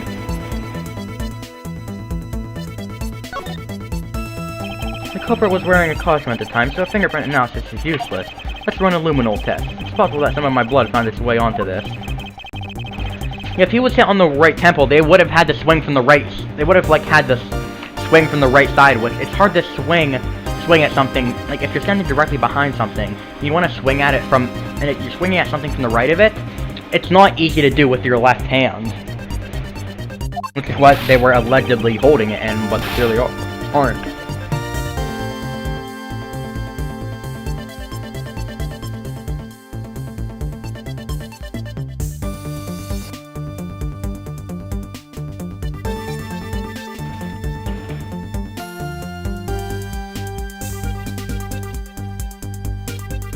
Look, I have a choice. Gina, call the lab boys. Understood.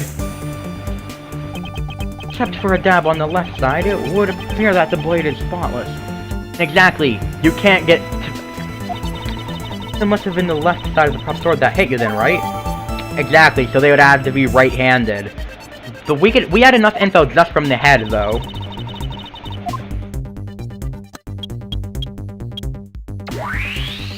And I can't have an error or something, right?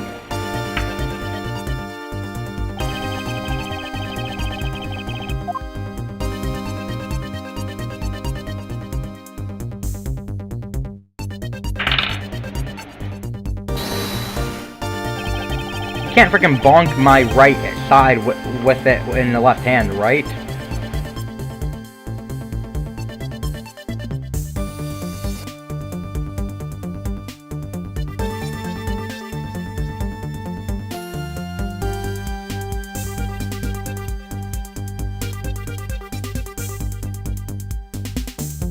If it was out in the left hand, it would have hit him from the right side, right? We already knew it hit from the right side, though, because frickin' Edgeworth said, that he was hit in his right side. Yeah, so, and it wouldn't have, and if it was on his right side, it wouldn't have frickin' lined, and it was on the left side, then that lines up. It couldn't have frickin', couldn't have been hit from on the left, with, yeah.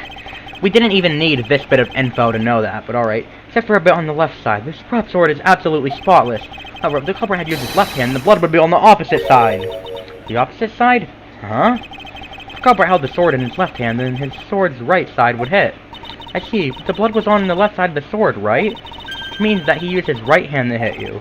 Exactly, this prop sword has a large handguard attached to the hilt. It would be impossible to hold it with two hands while wearing a costume with such big hands. Therefore, it couldn't be the left hand or both hands. It must have been the right. I change the data to reflect a right-handed swing. Not yet, Kay. There's no sense in changing anything yet. If you change the parameter to the right hand, it only create a new contradiction. Let me cross word to be the would conflict with what?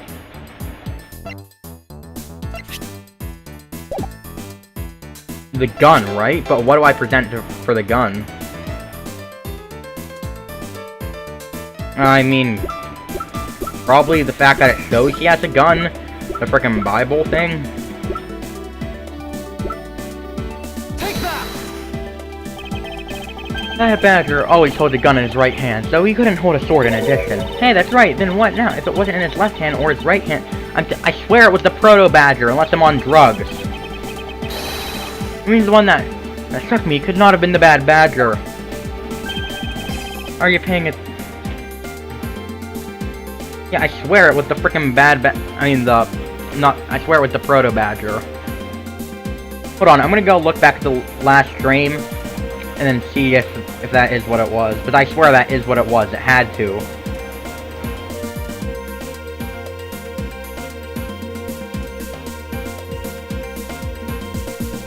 Come on. I know it was the proto-badger.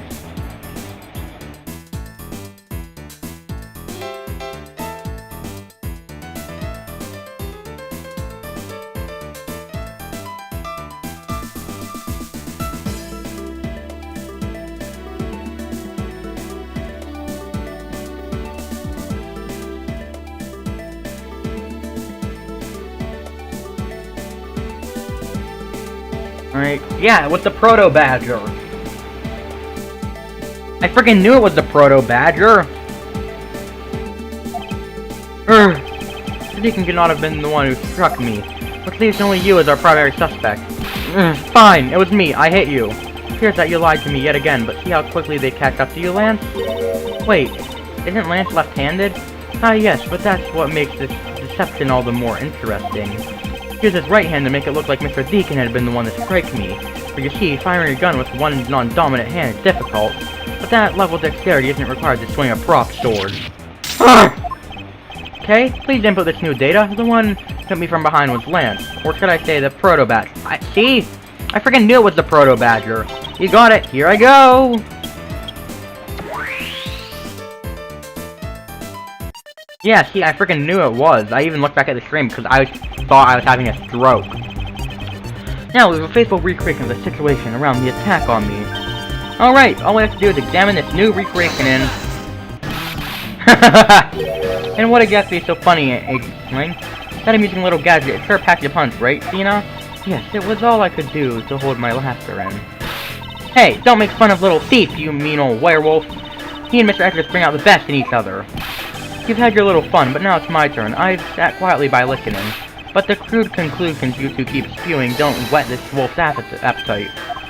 There's no guarantee that your toy will always show the real situation at any given time. Well, it displays whatever information you put in there, right? Well, when you put it that way, your suppositions are wrong. It's not your fault, so I'm going to let you in on this. There's a little trick to this haunted house. And what may that be exactly? Trick beyond what your tiny imagination can produce. Cena? Here you are. Now then, what you missed, girlie, is written right here in this pamphlet. The 7 Wonders of the Haunted House. The Disappearing Badger? What is this? You say that someone around here is fond of thief tricks. And as you see, they set a doll down at the end of the hallway for that purpose. Basically, the blue badger you saw was just a stupid doll.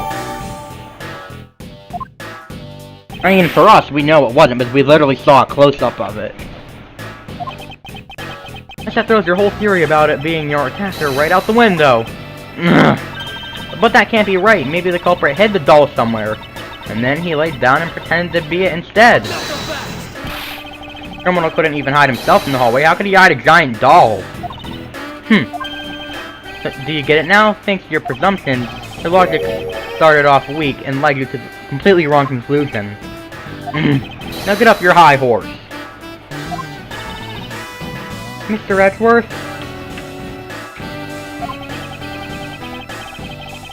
Okay, I wondered if you could please input the new information for me. You don't know when to quit, do you? I can't quit, not until I can declare that I found the truth. Agent Lang, for the additional information, you have my thing. There you go again. We'll see if I care. Okay, I'm updating the recreation now.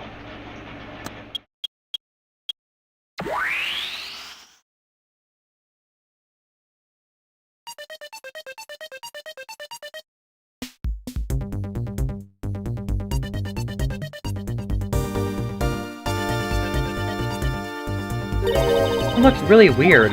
Look at how it changes from the blue badger into the proto badger all of a sudden. If some silver badger was just a doll, where was my attacker hiding?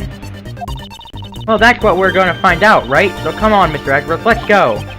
Yes, let's. 3 reason can't be right, which means there must be a contradiction somewhere. The proto badger who struck me. I suppose I could really say that it's Lance. Oh, are you going to get him back? I need not to resort to violence when the lawsuit I plan to bring to court will suffice. Really? Because I would totally abduct him right back.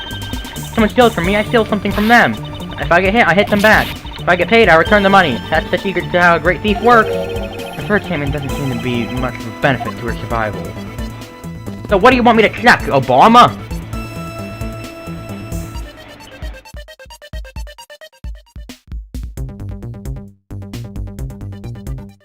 I mean, probably the frickin' doll, like, what else? Check where the proto badger shows up in our recreation. Yes, now the question is, where did he come from? Where did he go? Where did he come from, Cotton Eye Joe? There must be an inconsistency somewhere. I won't rush until I've inspected every suspicious looking cranny. Hey!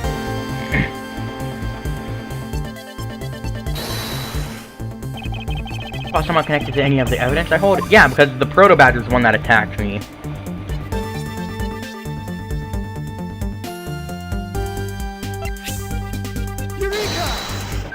Hold on a second here. There's something wrong with the blue badger. Huh? Like what? The way the belt is on him is opposite.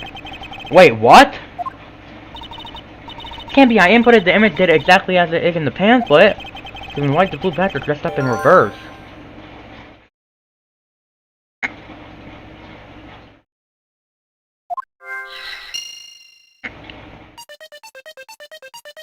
Photo being taken from a mirror. Right? That's all I have right now.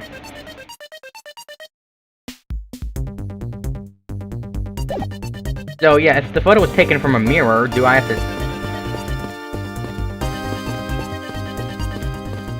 Yeah, if it was taken from a mirror, then what?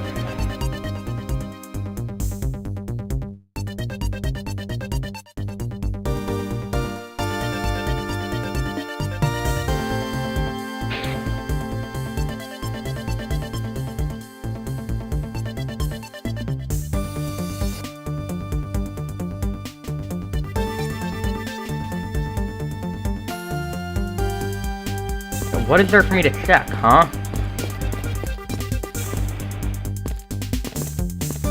I mean, this probably isn't the layout of the place, because...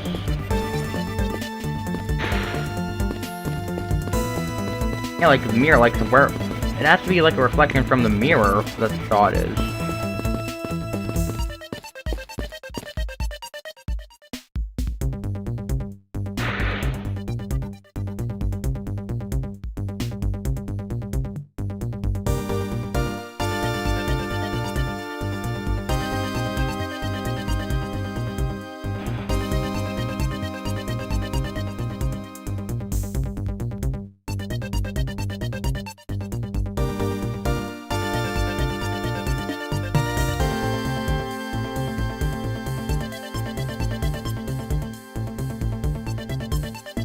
What do I have in logic? I only have blue badger. Yeah, okay, yeah, I need to examine it. When you take a look around, it almost feels more like a house of mirrors. Indeed, who has ever this many mirrors inside of a haunted house before? But at least you know this is the real crime scene thanks to these mirror shards. No wait, these shards, there's something different about them. Oh? The ones we found earlier are thicker than the shards from the mirrors on this wall.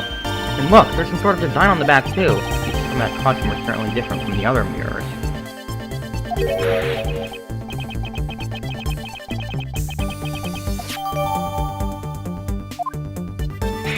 Okay, so what I'm thinking is, we're gonna like that because it was in a mirror, right?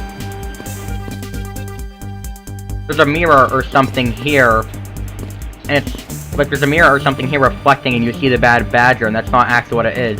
The reason it's disappearing because it's actually just the mirror being flipped. Like it looks the same, but though it's a mirror, and when it gets flipped around, it shows the wall instead. That's what's going on.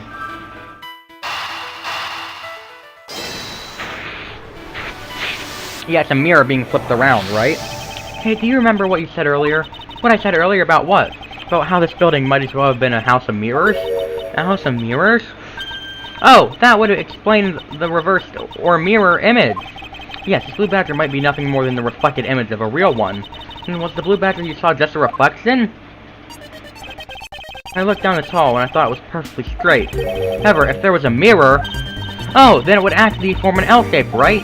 Precisely, I perceived that the hallway was almost pitch black, and there was a beam in the way that obstructed my view of the other hallway. Hey, but why build this place like that? It sounds pretty pointless to me. Okay, this house is just another attraction at an amusement park.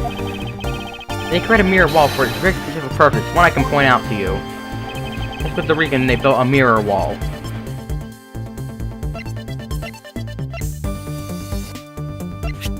Take that! As it's written in the pamphlet, the main draw of this attraction is the mystery of the disappearing badger. I mean, they built the mirror for that trick alone? But you said you saw the badger, so it was definitely still there. That was true at the time, however, doing this allows someone to make the blue badger disappear in a flash.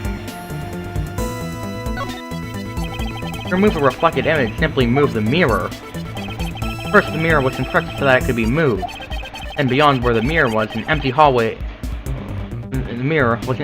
had to be created. So when they wanted people to see the blue badger, they would open the mirror. And when they wanted to hide it, they simply had to close it again. That explains why the other side of the fragments have a design on them. I mean, probably people to prevent them from getting too close, right? Because otherwise they could just walk up and immediately see it. And if the pattern is the same as the other hallway, then when the mirror is closed, it would blend in with the rest of the wall. This is the mirror trick that this haunted house employs. And this also proves the existence of a hiding place for the culprit. Huh? How so? Think about it, Kay. There's a place that was outside of my field of vision. The culprit kept out of sight by hiding here. Take that! There was a very large blind spot, one I could not see beyond, and it was here. As my scanner hit on the inner side of the movable mirror, then you wouldn't be able to see him. You didn't even need to do anything to the blue badger doll. Exactly, all you had to do was wait for me on the other side of the mirror. Wait, hold on. I just thought of something. Yes? Well, shouldn't the mirror wall be broken right now in reality? Since we have a few parts of it, we can probably assume it is. Yes, it most definitely is broken. The question is, when was it broken? As we found these inside the victim's costume, that would mean that the victim was there when the mirror was broken. Wait, that sounds... Leave the money and go, now! That sound I heard was most definitely the sound of a mirror breaking. Okay, I'd like you to input some new information. Don't scare me like that! Sorry, but I needed you to recreate something for me. They broke it so he could get through. Sure, what do you need anyway? If you could first recreate this hallway just before I entered the dining room. You got it!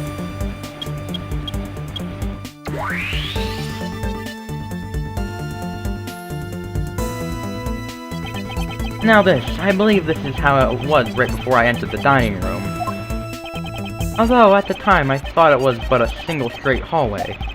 And then I went inside. It was around then that I heard that sound of a mirror shattering. You heard what? Then!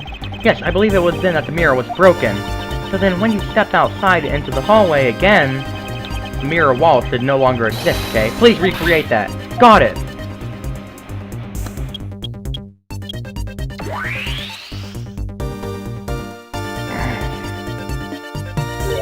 Wait, but with the mirror gone, the culprit lost his hiding spot. So where did he go in proto-badger suit, Mr. Edgeworth? Heh, that's easy enough. With the mirror gone, he simply hid himself in the branch hallway. I think this about wraps it up. Looks like we finally solved everything! No, not yet. An even larger contradiction has now reared its head. Huh? Perhaps you did not notice, but this recreation contains a very troubling inconsistency.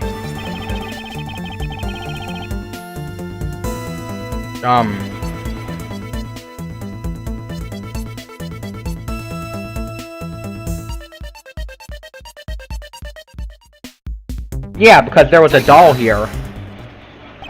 Okay, take a good look at the end of the hall. Oh, there's no blue badger there. Exactly, the blue badger that I saw in reality is not here. This is the final point on this long chain of logic, the last remaining contradiction.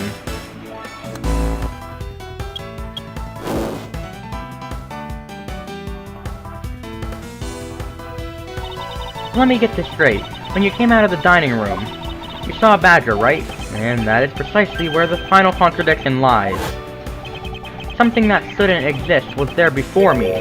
Who or what do you suppose it was? I believe this is the real identity of our mystery badger. What do I put here? Oh, wait a minute.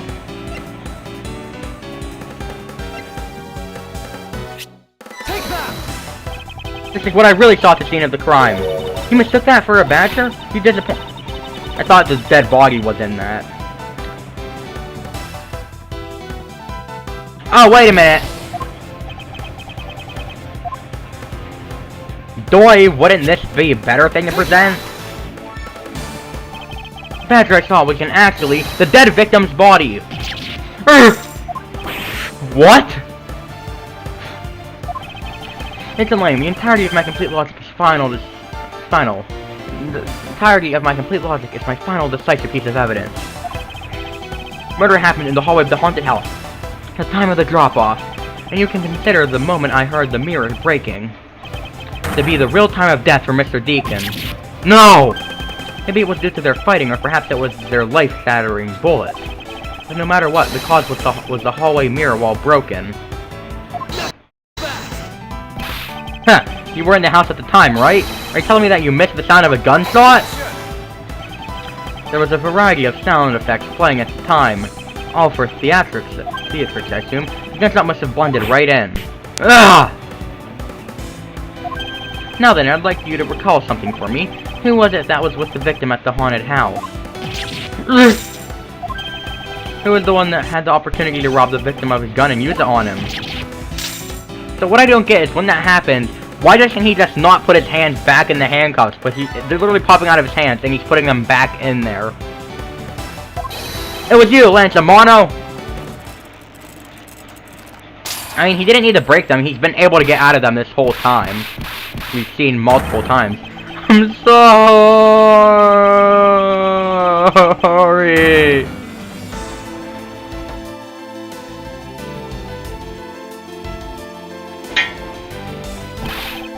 Not like I had a choice.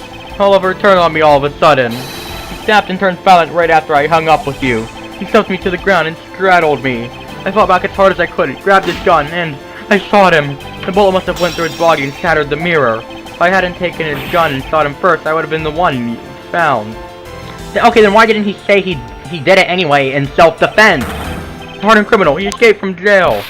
See, that's justified. Self-defense. My man was only trying to protect himself. That remains to be seen and will have to be resolved in court. Agent Lang, I leave the rest to you. As if you were the one in charge here. Guys, arrest these two and get them out of my sight. Wait, I had nothing to do with the murder. The only person who could be arresting is Lance. His dad. Sorry, but you're not slipping away that easily, Mr. Ernest Romano. You tampered with the evidence so that you could cover for your son. What a great dad you are, willing to risk it all. Truly touching. Urgh. By the way, do you know why I'm really here? And how could I possibly know the answer to such an asinine question? You wound me. I came all the way from across the sea just to see you, you know. You came to see me? What's that supposed to mean? I have a few things to ask you, Mr. Romano, about a case from 10 years ago. A case from 10 years ago? Oh, what's the name that you used here for that case? Ina? Known as the KG8 incident. The KG8 incident? Oh, so you remember it? Good. Then you'll recall that the trigger in that case was the Amano Group scandal.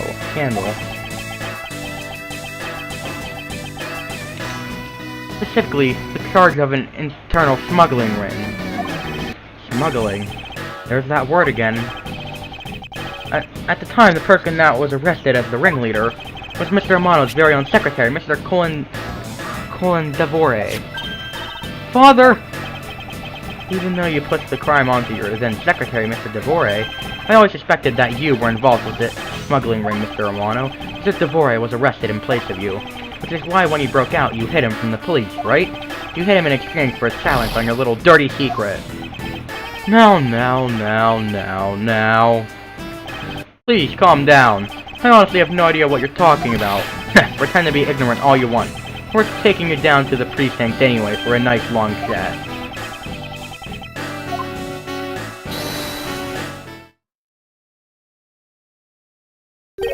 What the? Who the heck was that?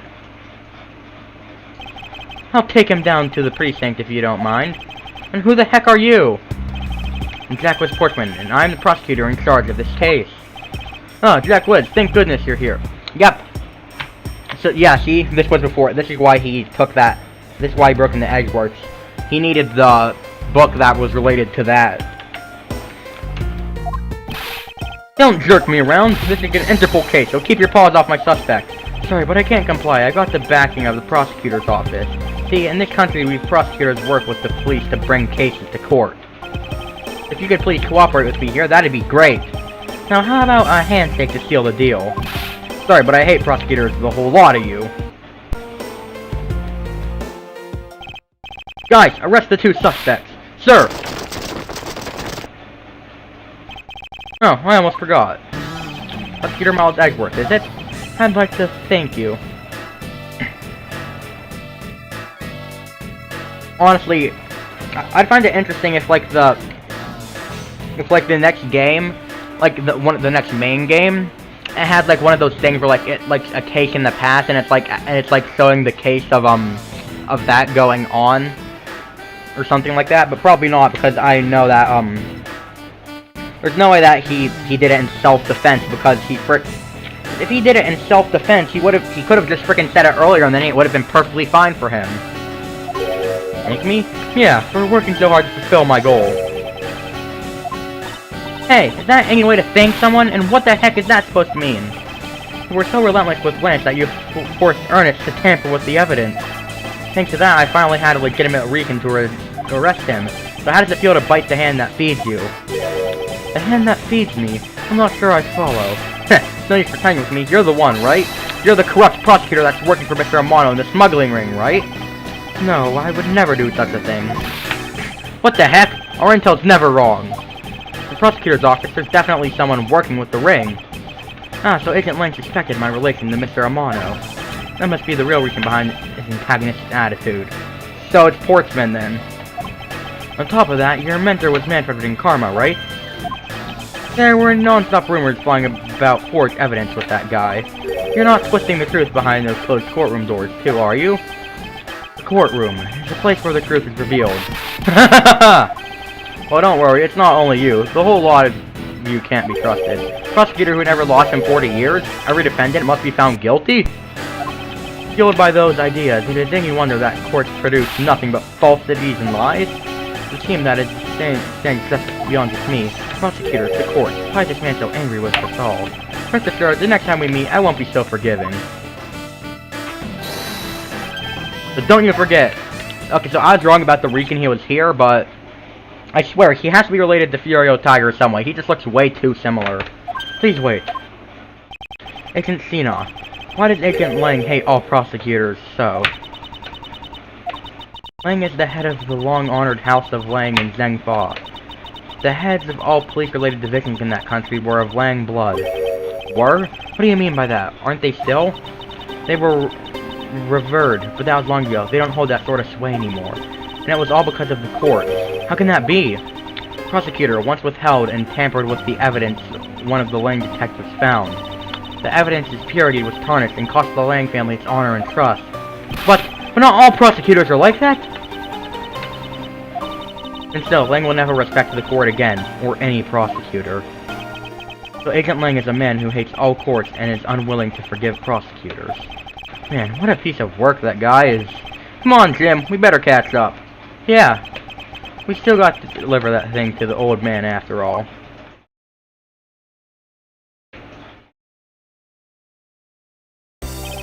Detective Gumshoe, I believe it's time we wrapped up and headed home ourselves. Yeah, are you going home too, Mr. Edgeworth? No, I've done nothing but be entangled in one mess after another since my return. It's alright with you. Can you drop me off at my office? Little does he know, that's literally frickin' taking him straight into another thing. No problem, sir. Excuse me. Yes, what is it? That is... Thank you very much. Oh, that's okay. No need to thank me, pal. Just doing my job as a detective. I guess I was fooled pretty badly by Lance. A cruel fate. What's a woman to do when she's been hurt by the one she loves? And to think I never realized my father was right there. Never said anything to him.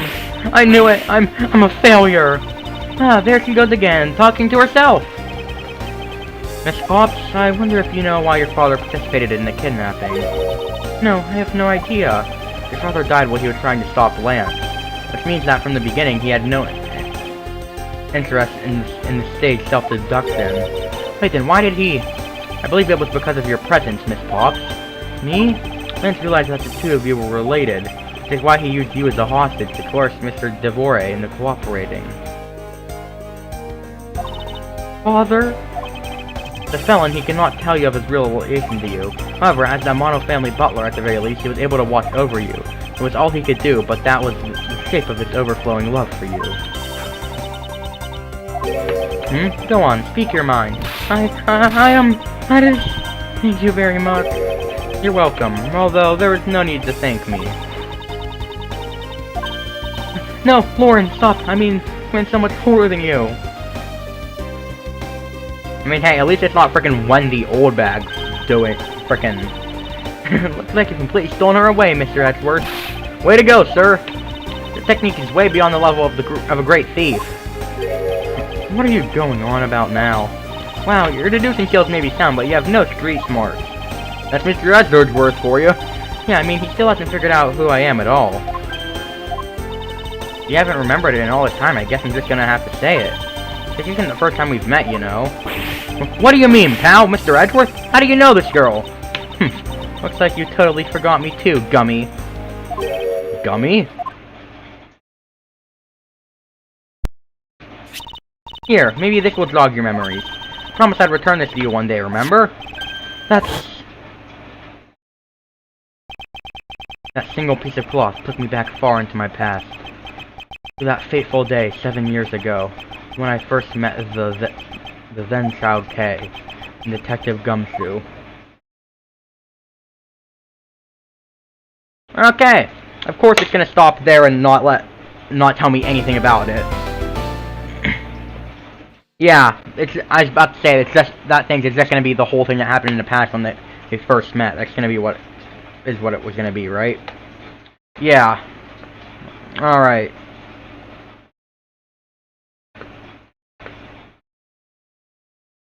I want to keep going, but I've been live for so long. Well, not compared to my other streams, but yeah, I've been live for 6 hours. Well, almost 5.5, but I mean, I guess I'll just end it here, but alright.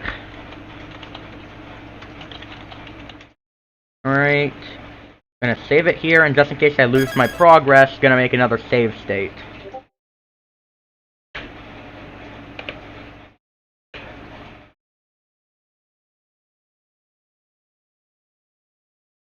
Right, snapshot, H,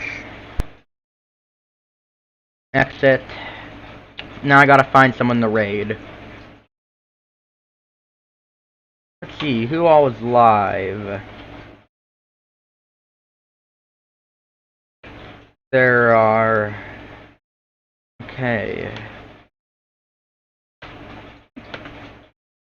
No.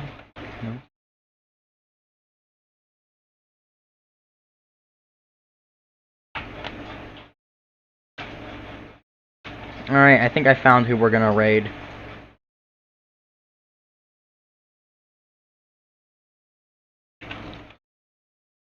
Yeah, I want to go longer, but I've been live for 6 hours. No, Brody, it's not gonna be Papa. I feel like I've rated him, like, too much. Like, I don't mean, like, it's just the amount of times I've rated him. Like, it's just, like, mainly because, like, most of the time he was the only one. Like, a lot of the times I rated him, like, the reason I rate him a lot is because most of the time he's the only one that's an option. I'm not saying that I wouldn't choose to raid him, it's just that most, like, the time no, Brody, it's, I already found it, it's, wait, where, yeah, Yeah, it's Jonesy. Jonesy, that's who. So, Pyragus... wait, no. Hashtag Pyragus... Raid... Oh my... Let me type it incorrectly. And here's the link. And I'm gonna end stream and then mug us, suck us.